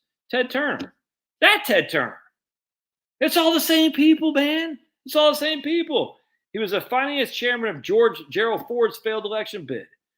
He lost the race for delegate to the 1976 RNC because of Ronald Reagan. But then he became, he headed the fundraising effort for George H.W. Bush in his losing Senate campaign against Lloyd Bentsen. But then again in Bush campaigns for president in 1980 and 1988. He was Secretary of Commerce and was a big on the NAFTA. He was a strong proponent of the agreement, which led to the largest unified market, which Bill Clinton ended up signing. He was a member of Reagan's task force on private sector initiatives, 1981 and 1983, which is certainly how he got paid. He became Secretary of Commerce in 1989. Now, here's where it got interesting. And it didn't say it in this Wikipedia thing. What happened with the Secretary of Commerce, though, is he literally said, I need you to design like this whole other entrance for me. And no one else can use it except for a couple other people. I want to make sure that people, the whole thing is insane. Like he said, when I come out, I want my own entrance. I want to be this like huge, like he was royal, like royalty. He didn't want to see the staff of the Commerce Department. He had them like in like cubes as opposed. I can't remember what it was. So that's like, this is freaking insanity. And this is Republican now, mind you. Let's keep reading. And I was like, what the hell? Oh, he also served as director of the CSIS, Center for Strategic and International Studies. Huh. Oh, he was general chairman for John McCain's bid for the White House. Interesting. Then he had a Mossberger Institute. Huh? What? He was a trustee emeritus for the Aspen Institute in Humanistic Studies. Oh, here he is right here, hobnobbing with Boris Yeltsin. Well, so we could rape Russia and lead to Putin, by the way, which is exactly what happened. We raped Russia. We left Yeltsin basically dead because Yeltsin's a clown. And then that led the rise to Putin. That is freaking scoundrels. Oh, Aspen Institute. Does that ring a bell to anybody? It should. The Mossberg Institute for Trade, Economics, and Public Policy was founded in 2009 upon the request of George H.W. Bush. What? Huh? It's a nonpartisan organization. All right, let's take a look. He married Penny, and he had a couple kids by him. He was Jewish, but he converted to Presbyterian, I'm sure in name only. But then he married 3 other women. Interesting. His eldest daughter is a psychiatrist and a lesbian activist. And Robert Mossberger was the first Republican campaign chair to meet with the leaders of the National Gay Lesbian Task Force. His son is a businessman, public servant, and became a former Republican congressman, a politician. But there's a way he funded his business by a big money from his dad. And I'm sitting there, where did this money come from? And I'm not going to be able to find it here. But I'm not going to be able to find it. Anyway, so huh? So German Jewish immigrants, literally in 2 generations, have how does this happen? And this guy, the whole thing is nuts. And he start yachting around with Ted Turner on this. I'm like, what? In Yale, where George H.W. Bush is from, Yale, Prescott Bush. I keep calling Prescott Bush. That whole lineage is freaking evil, dudes. Evil. And literally, I remember when George H.W. Bush lost to Clinton. That was 22 years old by then. And I said, man, and I didn't even want Bush to win. I voted for Perot, but I was still pissed off that the left had won because I hate the left. But I was like, man, this sucks. I'm thinking it's over. And it wasn't over. Not far from it. Because George H.W. Bush and Clinton are 2 of the same people. You know what I'm saying? They had, Mossbacher. He went to D.C. Freaking whatever Clinton's people came in, Sandy, whatever that clown's name was. It's all one big party. And yet we throw all of our weight into, if George H.W. Bush loses, we're all going to die. If George W. Bush loses, we're all going to die. That's exactly what I thought for years. So the reason we're here is because people like me who thought there's a dime's worth of difference between the Republican Party and the Democratic Party. And there just isn't. Just isn't. And it's just, so anyway, long story short, until there's so Bernie Sanders, come on. Until there is someone, and Trump is the only thing, I just don't think it's going to happen again with that guy. So until there's somebody that comes out of nowhere, it's going to be business as usual when the empire is collapsing. And it's just sad, man, because it's only a matter of time for they send, what do they call it when they send them to Vietnam? They didn't call them soldiers and military service personnel. They call them, there's a name they call the people they sent to Vietnam. Advisors. We're only a matter of time for we send advisors explicitly to Ukraine, but they're already there. We already know they got people there. The whole thing's corrupt. Victoria Nuland, how easily she was able to transition from the where was she in the George W. Bush White House to the Obama White House, or so I can't. But don't forget, remember General Milley, that guy? Who do you think appointed General Milley? Oh, Trumpster, is my understanding. That the clown. I got to learn about my white privilege, Millie. Who appointed that guy? Trump. Yeah. So again, I'm still not sure if Trump was in on it or he just got played. I don't know. But anyway, Benny Hill, right there. Yeah, Ross Perot. Yeah. I ended up voting for Harry Brown in 1996 because I couldn't stand Dole either. At least Dole and George H.W. Bush did, they did sacrifice a lot to fight in World War II. I mean, they both were patriots in that regard, and I got respect for them. I mean, saying and at least McCain, as much as I can't stand that guy. I mean, they did more than the average DC person who's running the show in terms they took literally the bullets for the country. And that's a fact. And I got nothing but the utmost respect for that. I don't like their politics. I don't like the big uniparty crap, the globalist agenda they had. That's evil. But at least they walk the walk and not just talk the talk, those guys. But the other ones,